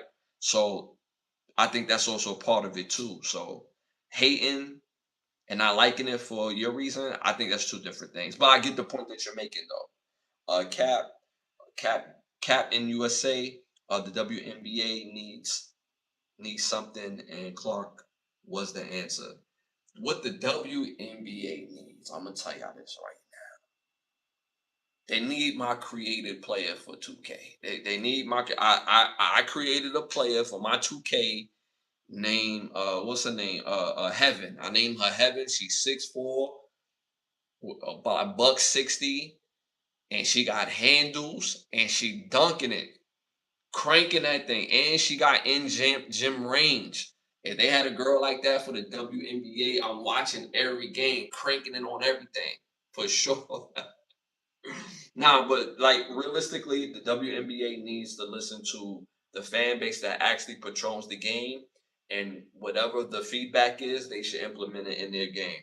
Seriously. Um, when I used to watch wrestling back in the day, I had no business watching wrestling, but Stone Cold, okay, I missed that one, but Stone Cold Steve Austin, The Rock, was the best thing ever to wrestling. That's a fact. That's a fact. That wrestling was popping. That era of wrestling popping there because there's a whole bunch of personalities, a whole lot of shit talking. Shout out to Capitalist Sanity. I was Shawn Michael, Bret Hart type of guy. It, wrestling at that time was popping. They was popping. Wimby elbowed a guy right in the face. What did he didn't get suspended, but he got fined. That was Devin Brooks, Marcus Smart, Draymond Green. Looks less than 2 games. Yeah, so you're saying if Draymond Green, Marcus Smart, one of those guys did that, they would have got suspended. Yeah, because that's their personality, that's their history. So they would have easily got suspended for several games. We never seen that from Wimby before. And on top of that, Wimby not from here, so they giving him the benefit of the doubt. It's his first one. But if that becomes a part of how he plays, then he'll be put on that list for sure. For sure. That's what I believe. Ashley, you could get critique. Ashley, you can critique Drake music all day. That's not an issue. The ladies are going to love this brother like they love Tupac, Chris Brown, Usher, Teddy Pendergrass. Women control the atmosphere. I would say this. I would say this. I, that's one thing I couldn't understand about certain dudes. If a guy gets attention from women, regardless of what he does, whether he a rapper, actor, singer, it doesn't matter. He's gonna get that regardless. You saying things to hate, that's just hate, right? But if you're just talking about what he does, like yeah, he's not good at a sport or he's not good at his music, and this is the reason why the beat is always off, his style is not in his voice. Then that's those things are logical, like those things are taste based. So I definitely agree with that. I definitely agree with that. Shout out to Vic. DMX was a revolutionary. That's a fact. I got a DMX playlist right now. That's a fact. But I'm just saying, music is taste based. It's taste based. Some people would rather live. Some people would rather listen to Pitbull than Drake. Excuse me, than DMX, and they wouldn't be wrong based on their taste, right? And you got some people that would rather listen to DMX than Pitbull, right? The point that I'm making, there's enough music for everybody, for everybody, meaning fans and listeners, for you to enjoy this style. Me, I'm the type of person I can appreciate Jay Z and still appreciate Young Thug. Me personally, I can appreciate Kodak Black and still appreciate Redman. I could appreciate Mos Def and still appreciate Jadakiss. They all needed to the culture. I could appreciate Nas and I could appreciate Pitbull. All needed and necessary to the culture. That's what makes the culture. It's styles. That was the beautiful thing about the 90s rap. When people say 90s was the best time of rap, it's mainly because of the different styles. It's not because people wasn't good or this person was good or this person wasn't great. It was styles. And then when they say the 2000s is the golden era of rap because now you have a mixture of styles and money. That's what makes hip hop great. It's styles. When you think of the 90s, you think of who? Tupac, Biggie. Why? Because of their styles. They didn't have the same style. Simple and plain. Then comes Jay-Z. Then comes Mace, then Jay-Z. Right? Different styles. Before Biggie and Tupac, you have Wu-Tang Clan, you got Nas, you got before them, you got Big Daddy Kane, you got LL Cool J, you got Kool Moe D. All of these guys got different styles. That's what make people stand out. That's what make people like really cut through. Not to forget, Run DMC, guys older than them. Not to forget, Public Enemy. Styles matter. That's why this people say this era rap is trash because there's not enough styles. Not because there's not good music. We got plenty of fire artists. We got plenty of artists out here giving you great music. But styles matter. And when the consensus that most people sound the same, that's what makes it trash because nobody's trying to be different. Bone Thugs and Harmony. It was the style. When they came out, Bone Thugs went off like a wildfire when came out. I remember I was a little kid. It was a group that was one of my favorite groups, and they never made it to the fame part, but that didn't make them less great. I don't know if y'all remember Smith and Weston. Smith and Weston to me was like a group from Brooklyn. These dudes could rap, love the music. I bought the CDs or the singles that they had. What popping, right? But they never got a chance to really be like famous or whatever. But that doesn't mean that they still wasn't great, that they wasn't talented, but styles matter. Das Effects, Fooshnickers, like all of this is 90s styles. CL Smooth and CL Smooth and I forget the other guy name. Oh my god. Legends. CL Smooth and oh my god, I can't think of the other dude name, but you get the point that I'm making is that these dudes was amazing, and that's what made 90s rap great is because of the styles. You have people from all over the world that was nice. We found out about the you know about what's the dudes from Oakland, Mac Dre, Styles, him being the dope artist that he was. It was his style. That's why he stood out. When you think of people like E40, who's the other dude that used to be 8 Ball? It was their style. Styles matter. And that's why in today's hip hop, it seemed like everybody's the same because when you listen to this person record, like, damn, that sounds the same as that person. It's the style. So at the end of the day, that matters. You feel what I'm saying? So that's why I say that at the end of the day, because we just have to give it up. Shout out to Tom. Play 90s. I love Play 90s had to be the best time for R&B to win to excuse me. Play 90s had to be the best time for R&B.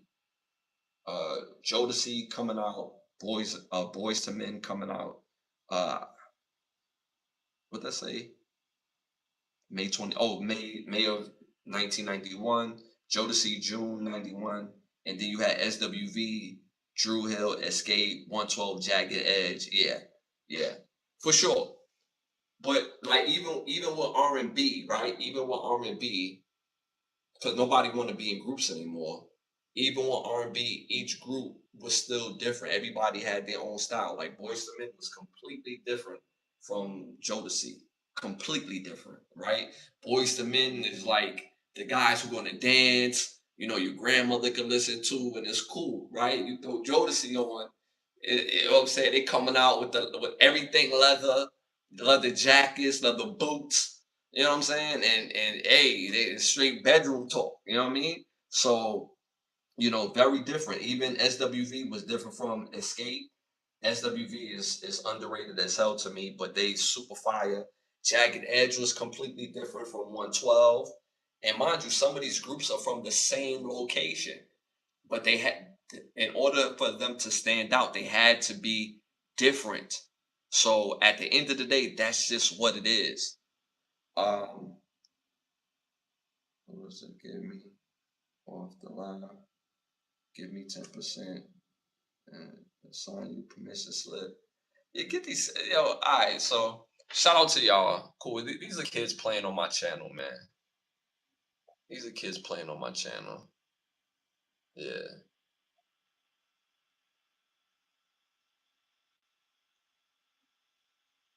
these are kids playing on my channel.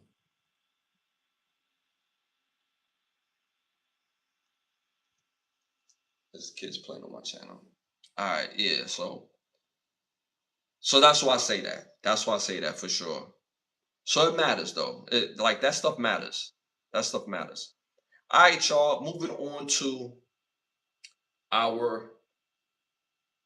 Oh, we was on that. We was on that. We were still on this the turkey. We went on such a side combo, but I love it though. Hit them likes, y'all. Hit them 100s. It does help with the growth of the show. If this is your first time tuning and tapping in, I am Ashley Lovechild. This is the Kenner Brothers Get a Rap podcast, and this is episode 263. Wow, that's a lot of episodes, y'all. So again, I appreciate y'all. We're on the road to 20,000 subscribers. We're a little over 13. All right, y'all. Moving on to our next segment. Y'all already know what time it is. It's time to wrap. This segment is brought to you by Button Snap, so you get the finest of movies, shows, documentaries, and original content for your viewing pleasure of $4.99. Again, that's the word Button Snaps. That's the word button, hyphenated sign, and the word snaps.com. So make sure y'all tap into the website. All right, y'all. First hot topic of the night. Time to wrap. It's official for 2026. They have classed the U.S. incomes, okay, for American households. So anywhere from obviously 0 to 15,000. If that's what you're going to make this year, you're considered at the poverty line. From 15,000 to 31,000 is near the poverty line. From 31,000 to 55K is considered lower income. From 55K to 83K is considered lower middle class. 83K to 125 is considered middle class. 125 to 167 is considered upper middle class, and 167 and up is considered upper middle class. I would like to know what y'all think about that in the chat. Again, I would love to know what y'all think about that in the chat. Again, it's official for 2026 on the income classes of the American households. Again, poverty line is considered obviously no money up to 15,000. Near poverty line from 15,000 to 31,000. Lower, lower income is considered 31K to 55K. Lower middle is considered 55K to 83K. Upper middle is considered from 125K to 167.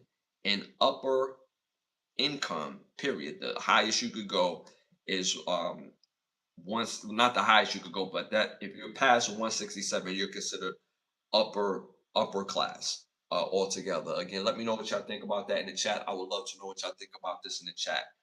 Me personally, I thought this was quite interesting because this lets everybody know where they're at, right? And why do this matter? Because now you could calculate what you're doing for the year and calculate real moves.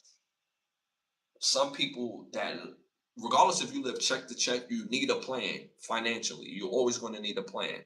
And if you don't know where you at in society, then how can you make a real plan? The only thing that looking at this, that we're looking at the class in itself, some people would think that like going from different locations that it would vary somewhat a little bit because even living in Florida, it is a bit cheaper, but it's not as cheap as what people think. Florida has gone up. Places like Miami, places like Orlando, places like Tampa have gone up in living costs. What makes it different in living in places like a Florida is mainly the fact that it's the little convenient things like not having to pay for parking. There's always parking, free parking that you have in Florida, which is super beneficial, right? And it's good parking on top of that. And then the parking that we do have to pay for is not, break your pockets type of parking prices. So at the end of the day, and that's just a small contributing factor on what makes an area higher cost and lower cost. Cars are basically the same. The rent is very close in rent. I mean, like I said, Florida has gone up in rent, in the housing market as well. The real benefit from Florida, though, if you do buy your home in Florida, like buy it straight out, you no longer have to pay property tax on it, but it has to be the house that you live in. Now if you have other properties, you have to pay property tax on those other properties. But your main house, once you pay on it, is yours forever. And that's something new that they just did in Florida. So things like that does vary. But I thought this was quite interesting because if you find yourself, let's say at the 31 to 55K, you should make a plan. You should calculate how much you're paying in rent, how much your car note bills, how much your insurance is, how much your cell phone bills, incidentals, miscellaneous, all these things you should calculate. So that way, if you're making about 38,000 and you're not making quite 55,000, then you need to say, okay, I have a budget on what I can spend for where I live. Then I have another budget on what type of car that I could have or what type of payment I can have. Because not to mention insurance that went up. Insurance that went up. And when I was younger, I was looking forward to the fact that day I would be older and paid less in insurance. But I got to be honest with you, I haven't seen that change. I haven't seen that change. Like I said, I'm 41 years old. Proud to be 41, might I add. And I still haven't seen that change. When I was 19, 22, and it was high, it was like, yeah, we only charge you this because you're not an experienced driver. Once you get to your 30s and 40s, then you experience, then we're going to bring this down. But Now that we're older, now that they saying, "Oh, the rates done went up." Yeah, that was old stuff. You talking about old stuff? That's passe. What you mean that's passe? Nah, that's passe. We now we basically redoing the rates, and the rates is not beneficial to us and our society because it raised the cost of living. So, with that being said, I just thought it was quite interesting. Know where you're at, make a plan financially regardless, wherever you at on this list. It doesn't matter. Wherever you at on this list, whether you're at 83,000, whether you're at 55,000, 31, 15,000, even if you're at 9,000 for the year, make a plan for yourself. Because if you're living check to check, when people say I live check to check, I don't want to be disingenuous or dismissive about it, but most people don't make plans.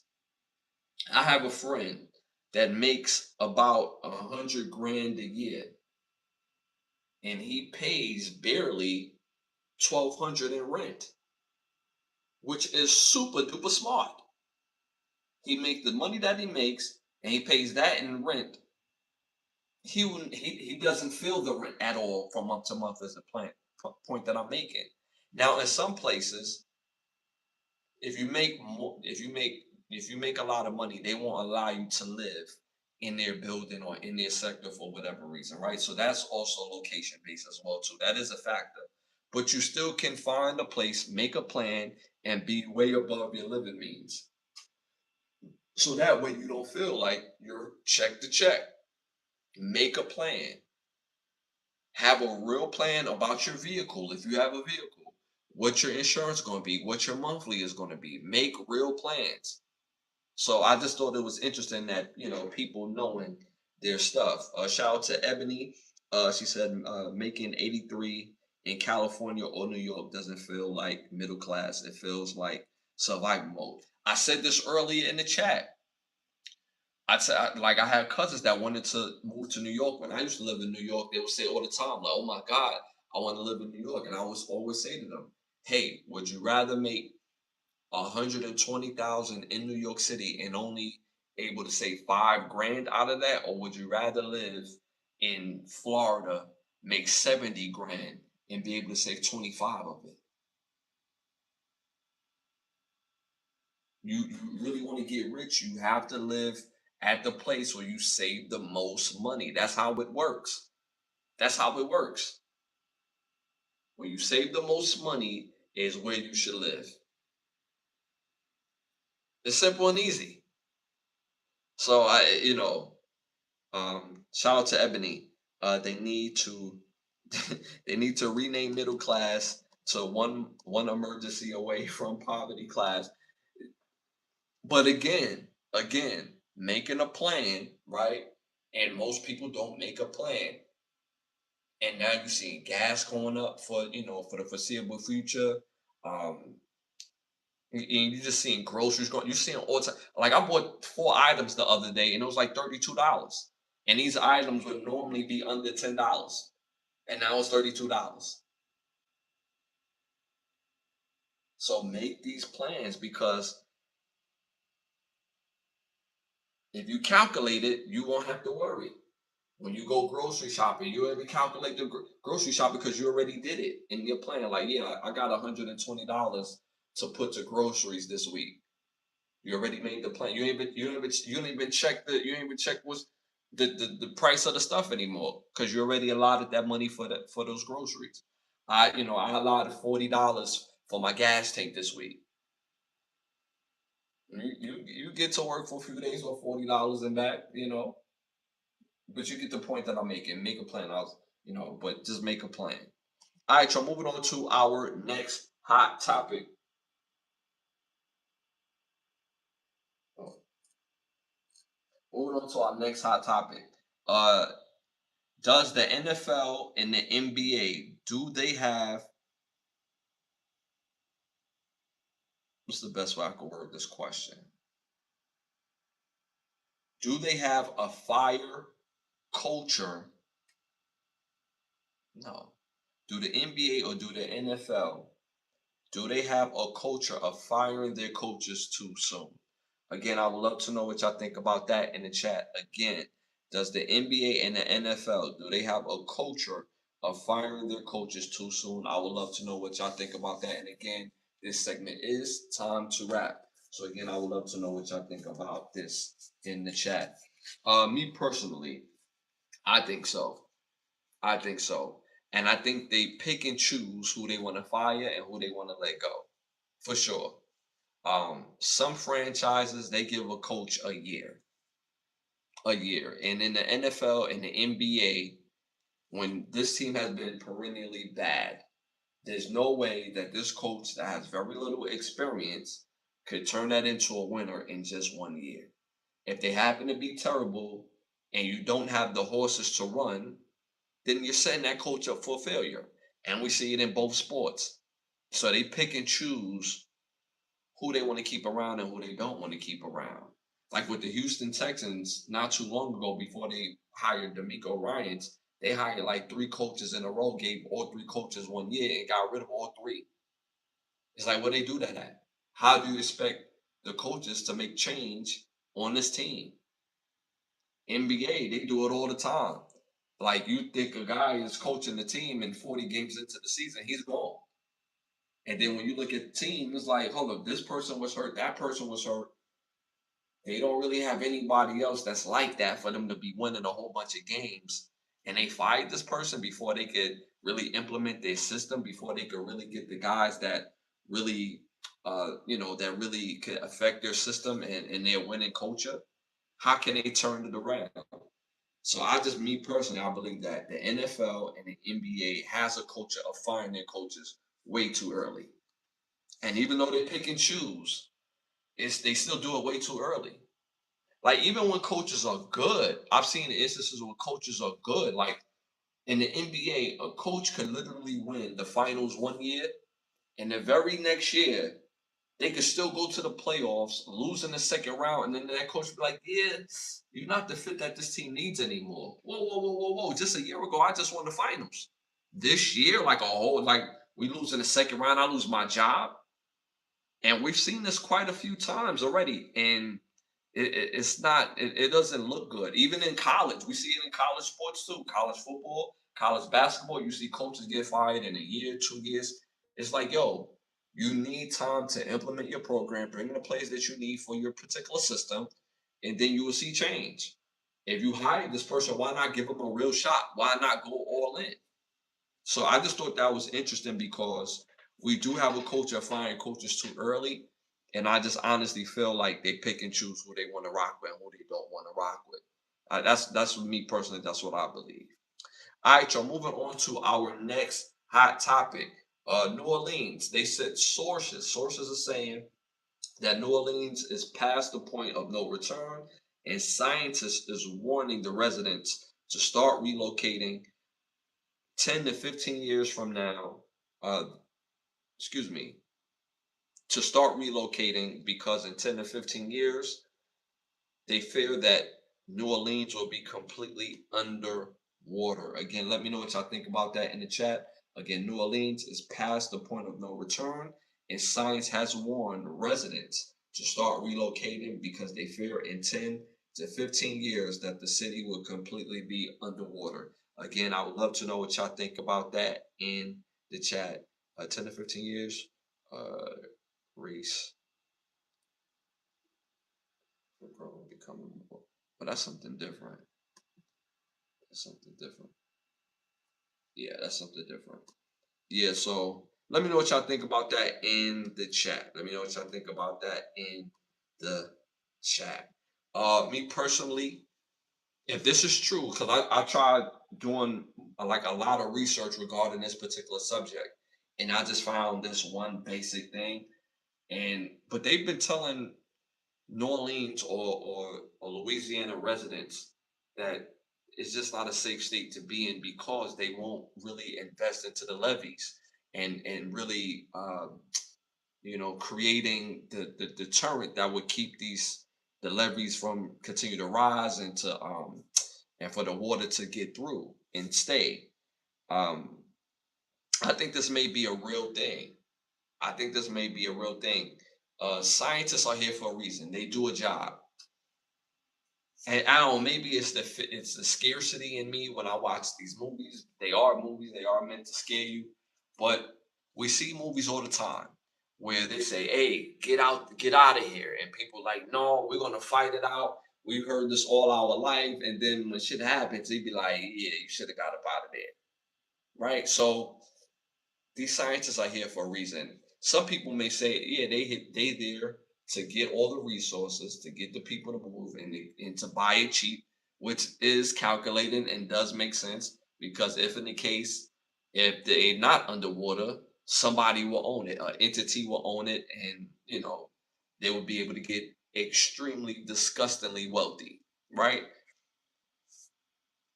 But what are you going to bank on? What are you going to bank on? Would you rather stay at a place just to say, yeah, I don't believe y'all, or just to leave to keep it cool and to get head started on somewhere else that could benefit you?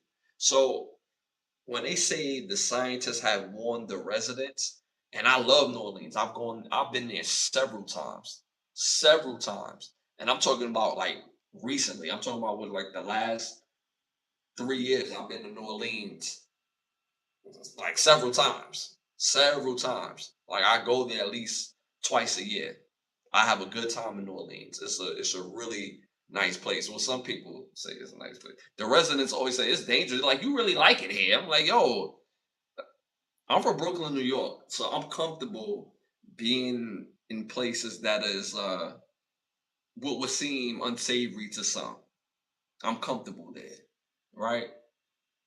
But to me, when I go, I feel like I see the best of the city. I honestly do. Now I ran into some scammers out there, and I had to get them together real quick. But outside of that, I always have a good time in New Orleans. Always. People always respectful. People always show love. I show love back. I show that respect back, and I have a good time. So I mean, at the end of the day, I could get why people wouldn't want to move out of there because that's their home. That's where they're from. But if the scientists are saying, "Hey, yo, the city obviously is not taking any real precautions.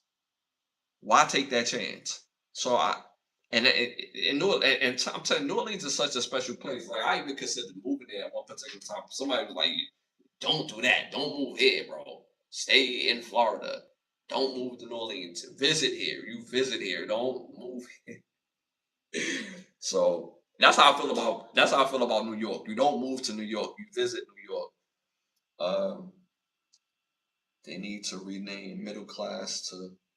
Okay, so I got that. Shout out to Ebony. So you're telling me New Orleans is sinking and it's going to be underwater in the decade, and we have to fight giant apex predators just to pack up our U-Hauls. Stupid. Nah, but that's what they saying. That's what the scientists are saying. They saying, hey, yo, in 10 to 15 years, that New Orleans is gonna be underwater. So if you're a resident, do you say to yourself, yeah, forget what they talking about. I'm gonna stay here, I'm gonna be here, my family's here, my whole history's here, and chance it out, or you're gonna get a head start and move elsewhere or move within the 10, 15 years. I mean, they saying 10 to 15. If I'm hearing that about Florida, if scientists would come out and say, yo, in 10 to 15 years, hey yo, Florida gonna be underwater, bro. Guess what? Me personally, I'm gonna be gone by next year. Me personally, I'm gonna be gone. I'll move to Oklahoma,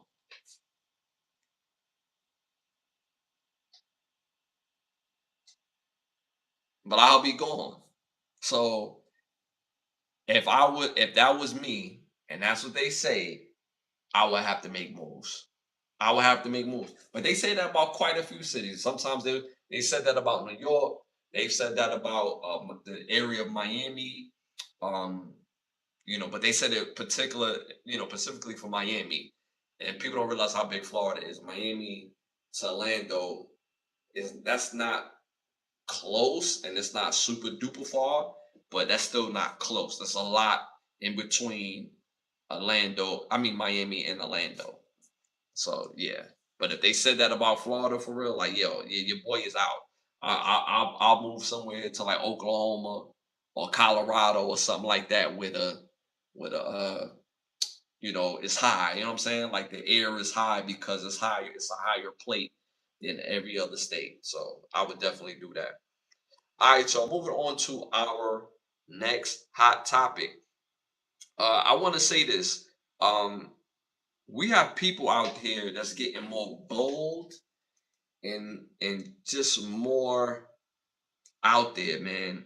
We have like a lot of race agitators, and that population is growing due to a guy like Chud the Builder.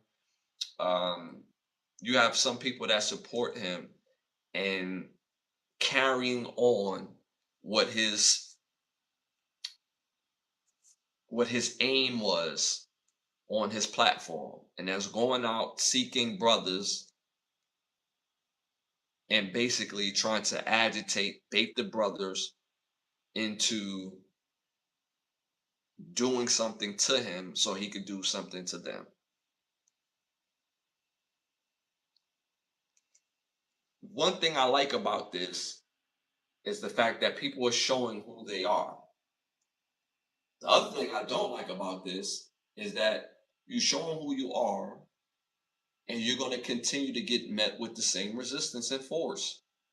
You're going to run up on the wrong person, on the wrong brother, and you're going to get the same energy because you can't agitate somebody and then when that person does something, you can't scream self-defense because you have a history of it. You can see it on your internet. You can see it on your live feed. You can see it in the presence of your social media. What's the word I'm looking for? Your social media repertoire, your social media history. So I employ these agitators to stop. Stop. You're not bringing anybody closer together. You're not even bringing the people that you want to bring closer together. Just looking like an idiot. It's not sensible. And all of that is based out of fear. Let me tell y'all something. When people do crazy ass stuff, say crazy ass things, it's based out of fear.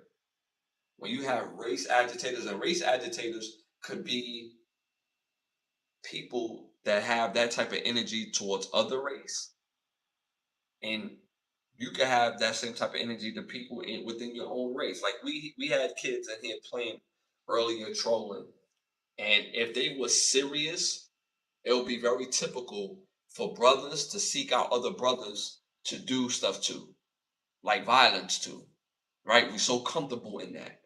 But when you have people out here that's racist time, them dudes is nowhere to be found giving them people type of energy. So they go out bad and lose their life against the person that looks like them. So at the end of the day, it doesn't benefit the culture. Doesn't benefit the culture.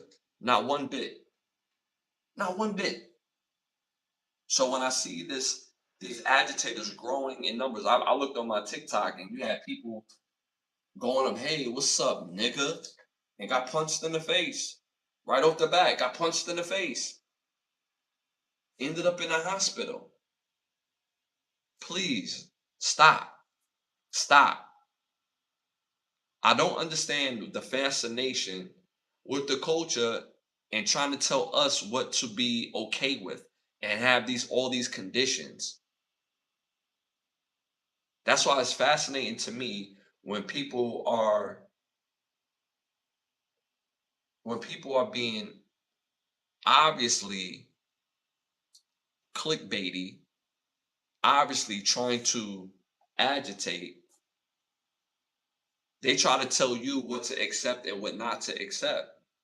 Like where they do that at. Only in our culture they try to do that. So at the end of the day, I just wish that this would stop. All the race baiting, all the agitators. I wish it would just stop because it's not going to end well. It's not going to end well. People say, well, it's just words. Bullshit. Words always matter. I said that in my last episode. Words will always matter. Words have meaning. Words have spells. It's funny that you say, hey, you're mad over one word. But if I came up to you and say, hey, your mother slobs a good, she slobs a good one, bro. Your daughter, yeah, she real thick. You wouldn't be happy about that, right? But they just words. No, it's not. It's not just words. It's disrespect. And you're doing it to provoke. And you're gonna get the energy you're looking for. But you can't scream self-defense. You can't scream, "Oh, this person is basically crashing out." No, you was looking for something. Now you found it. Now you found it. But I wish it would stop because it doesn't end well, and all it does is contribute to jail culture. And what makes me feel like this type of thing is really laced with a hint of CIA is because there's no order or laws being put in place to say, yo, if you do this to this particular people, because obviously people are saying it to this particular people, you're going to face this backlash, right? So the point that I'm making, there's no hate or acts of hate for the brothers, right? They have it for the Asians. It was times where Asians was being seeked out and being assaulted years years ago, and then they came up with the hate crime or hate crime bill for Asians. Like, yo, if you get at somebody that's Asian just because they're Asian and you seek them out, yo, you won't see the light of day again. Where's our crime bill if this continues to grow? Because all this do is contribute to jail culture. Because people are not going for it. The brothers is not going for it, and it's not going to be beneficial to society. So that's how I feel like I would know if the CIA or some sort of government issue is not behind this whole race war. And there's no real race war because if you're dealing in the workspace, you're dealing with music, you're dealing with sports, you're dealing with everyday people. Subcultures bring people together more than anything else.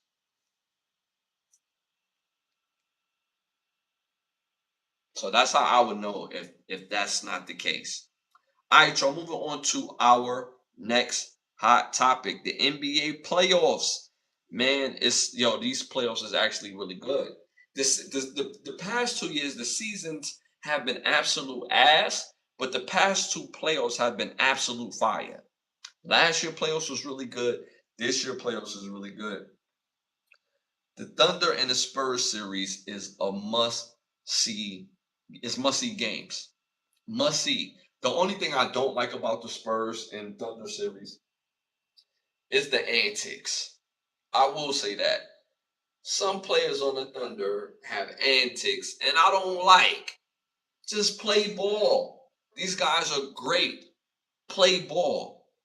Play ball. And I understand that they're using everything as competitive edge, but play ball, man. And the refs don't make it any better. The refs don't make it any better. Play ball. We want to see basketball. We don't want to see the flopping. We don't want to see the funny business on the court. Play ball. The best team will win. But I will say it's still been an entertaining playoffs. The Thunder is up on the Spurs 3-2. Thunder won their last game 127 to 114. I thought the Spurs had a chance in a place to come back and win that game, but the Thunder outlast them. And in Game 6 is going to be electric. It's going to be electric. I honestly believe this game is going to be electric. I don't know, for some reason, even though last game was good, it just seemed like the guys was a bit like tired. You know what I mean? And that's the only thing I'm worried about with this Western Conference. I think both Western teams is better than the Knicks. But the Knicks is coming on and playing really well at the time that they're supposed to play their best. And honestly, if the Spurs come back and win, they might be tied. If the Thunder wins, they already look tired. So I don't I don't it doesn't feel fair, but it is fair. It is fair guys being tired is a part of the sport, but it's been electric so far. But I went with the Thunder earlier in the series because of their experience. I think experience matters. Um, but I seen something somewhere where it's a part of the script that the Spurs win the finals this year. So if the Spurs win the finals, then I don't know. Somewhere I seen somebody say online that the Spurs are going to win the finals, and it's a part of the script. So we're going to see regarding that. But based on the teams, based on the experience, I'm pulling for the Spurs, but I think the Thunder will win this series. The Cavs obviously got swept by the Knicks. 4-0. They just looked terrible in that last game. They looked disinterested. They was out there for a check. Donovan Mitchell played, he played all right, but uh, and the crazy thing is they don't have a terrible team. They literally are a couple pieces away. They have to figure out those pieces and add to their team. But they're pieces away. They're a couple pieces away. They're in the conference finals. Could they play for the conference finals next year? Yes. But they have to keep in mind Boston will make adjustments. Detroit will make adjustments. Philly will make adjustments. Those are some good teams that I just named. And if a team like Philly, if they able to, and in my humble opinion, if they're able to trade Paul George, if they're able to trade Embiid for some more young energy and guys who could play the 3 and D, guys who could play in the paint, and young guys, that young energy, because they led by a young team, a young backcourt. VJ, they led by Tyrese Maxey. I think they could be a real wrecking crew. Seriously, good team. I would not be surprised if we looked up this summer and see Brown being traded from the Celtics. I would not be surprised if I see Brown being traded to Phoenix for Devin Booker. I would not be surprised to see that. Would not be surprised. Now Brown gets his own team. Devin Booker could play with a team in the East and playing with the Celtics, playing with Tatum, playing with that crew. Dude. So the Cavs have to be mindful on adding the right pieces because the East is going to be better next year. They will. But they do have a real shot. They do have a real shot. So we will see. So yeah, so I think it will be the Thunder versus the Knicks, and I think the Thunder is the better team than the Knicks. But hey, the Knicks is well rested. That could go for them or against them. Sometimes being well rested don't work for you in a finals because you're sitting at home and these guys has been playing. They're hot. Their bodies is ready. So that could also work against them if choosing. All right, y'all. Moving on to our next hot topic. Excuse me. Next topic. Moving on to our next segment is our Keep the Lie Alive segment. So my Keep the Lie Alive for this episode is if you don't want it, then don't do it. It's that simple. If you don't want it, don't do it. It's that simple. Regardless of anything, if you don't want something, don't do it. Former Fox analyst Joy Taylor, she came out and said she wished that both men and women could have children.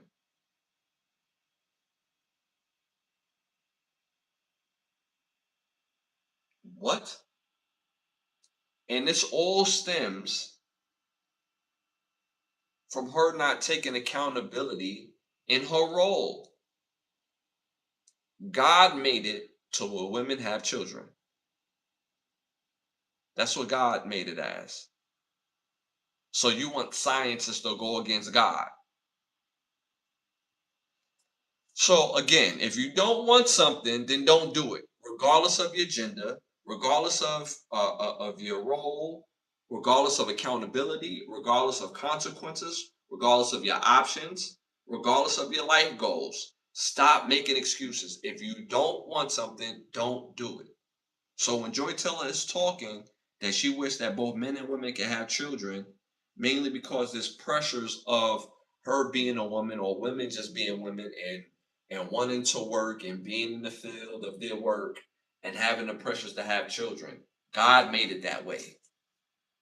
God made it that way. It is what it is. Men cannot have children. If you don't want to have kids, then don't have kids. If your family is putting pressure on you to have children, say, hey, I'm not having kids. That's it.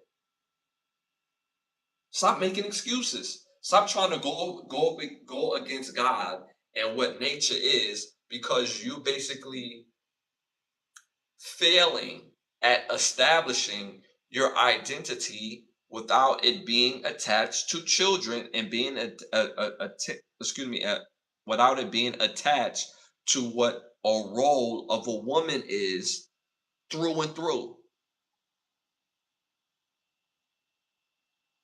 There's nothing more important that you would do in this world or the next than it is to reproduce.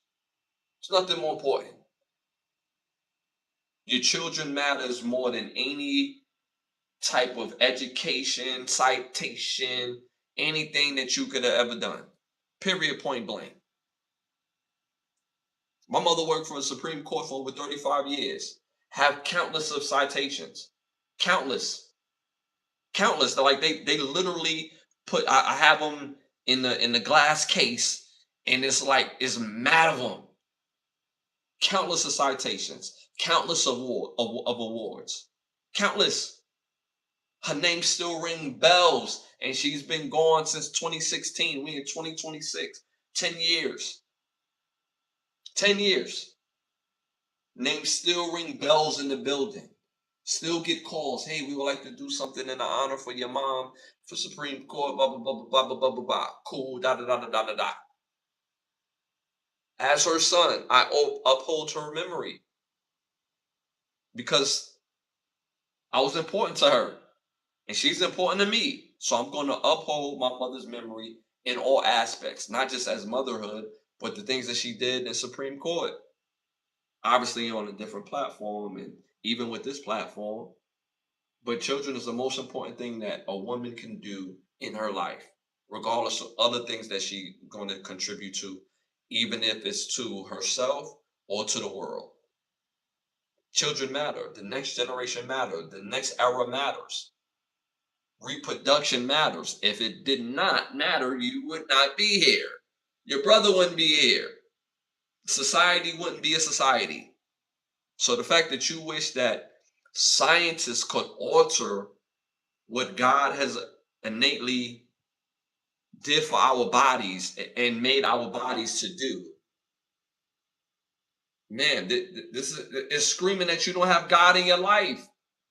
Your life can't be led by God by making this statement. You can tell. You're removed from reality. You're removed from God, the presence of God in your life, and your ego is through the roof by even having that type of ideal. Like, that's wild to me. That's wild. How can you wish for men to have children just so we know how I feel, the pressures? Like we all have our own pressures. Men, we have pressures that women don't deal with, and vice versa. It's a double standard on both sides on different things. Period, point blank. So accept your double standard and live with it. And if you don't want it, then don't do it. Don't create these excuses on why you don't want to do it, and that the rest of society should be okay with it because you don't want to do something. But the whole society got to change because you don't want to do something. Like, this is idiotic, yo. And the crazy thing is, she has a platform. She has a platform. She used to be with another girl, and when she started going through her court stuff, that other girl got away from her. And it's probably not just because of the court stuff, it's because of the idiotic things she's saying. This is idiotic. How you want the whole world to change because you don't want to live into your own gender role? Women are supposed to have the kids. That's a part of your role as a woman. You're supposed to have kids. If you don't want kids, cool. Nobody's forcing you. Nobody's breaking Joy Taylor to have their kid. Like, let's be real here. She's not an ugly woman, but damn, like, nobody's breaking your door down. Like, what are we talking about? And honestly, the only reason why you're speaking on it because you're void of God, presence of God in your life. Because having God in your life, it goes from God, man to woman. Your lack of leadership is one. Two, you don't want to fall into your role. Three, we live in a world where that's okay. That's okay. You don't want to have kids, cool. It's cool. Everybody else will, or other people will. But to say that you wish that another gender could have children just so they can understand the pressures, like, what are we talking about? At the end of the day, we all have double standards, both men and women, where we just have to accept and deal with. And it's just a part of what it is. And when it comes to biology, when it comes to what God gave us as men and women, that's just what it is. Men, we cannot have children. We have the seed. Yes, an abundance of it. Either do it or don't do it. It's that simple. So again, that's my keep the lie alive for this episode. Again, either do it or don't do it. It's your life. And that goes to anything and everybody. If you want something bad enough, go for it. Don't make excuses. Be the greatest, be greater than your greatest excuse. Be greater than your greatest excuse. Don't let people tell you who you are. Don't let people tell you who you are. You either going to do it or you're not. It's that simple. That's how simple life is. You either get to it or you don't. And the beautiful thing is, it's a choice. Your choice won't affect somebody else.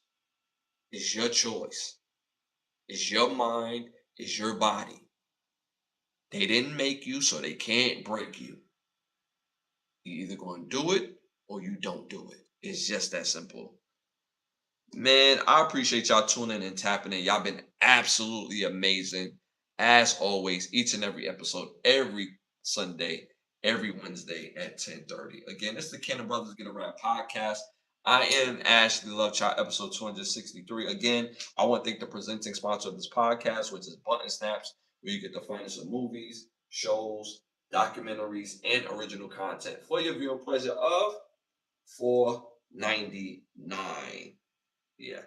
So make sure y'all go there. Button hyphenated sign snaps.com. I also want to thank OUV Records, another sponsor of the pod. Again, make sure you tap into and be on the lookout for the new OUV Records app. Music directly to the consumer. We got fire music that's on backlog, so I can't wait for y'all to hear that. It's still in development. We'll be on the lookout for that once it's finished up. And in the meantime, between time, stay in tune to the latest music and merchandise. Just go to Instagram at OUV Records, and you can keep up there. Also, again, y'all, remember, don't be an agent of chaos. Don't be a stain. Don't try to stand out for being negative. Have the ability to stand out by being positive. Lose that Willie Lynch mindset. Lose that it can only be one mindset. The only op we recognize over here is opportunity. We celebrate life culture. Hate has a location. It's just not here. And I appreciate y'all as always, each and every episode. Again, I drop videos daily. So again, continue to engage, leave those comments. I do comment in those comments too, especially if you got good comments. If you're an idiot, you're trolling, I'm not going to respond or I'm going to delete the comment. So contribute by being positive or having real critique, or even if you're in disagreement, be logic based. If you're an idiot, you're not going to get no love from your boy Ashley Lovechild. So again, I appreciate y'all for tuning and tapping in. Again, I'm back this Sunday at 10:30. It's going to be fire. So can't wait to see you this Sunday at 10:30. Y'all already know, man. It's love. I'm gonna see y'all this Sunday at 10:30. I'm out.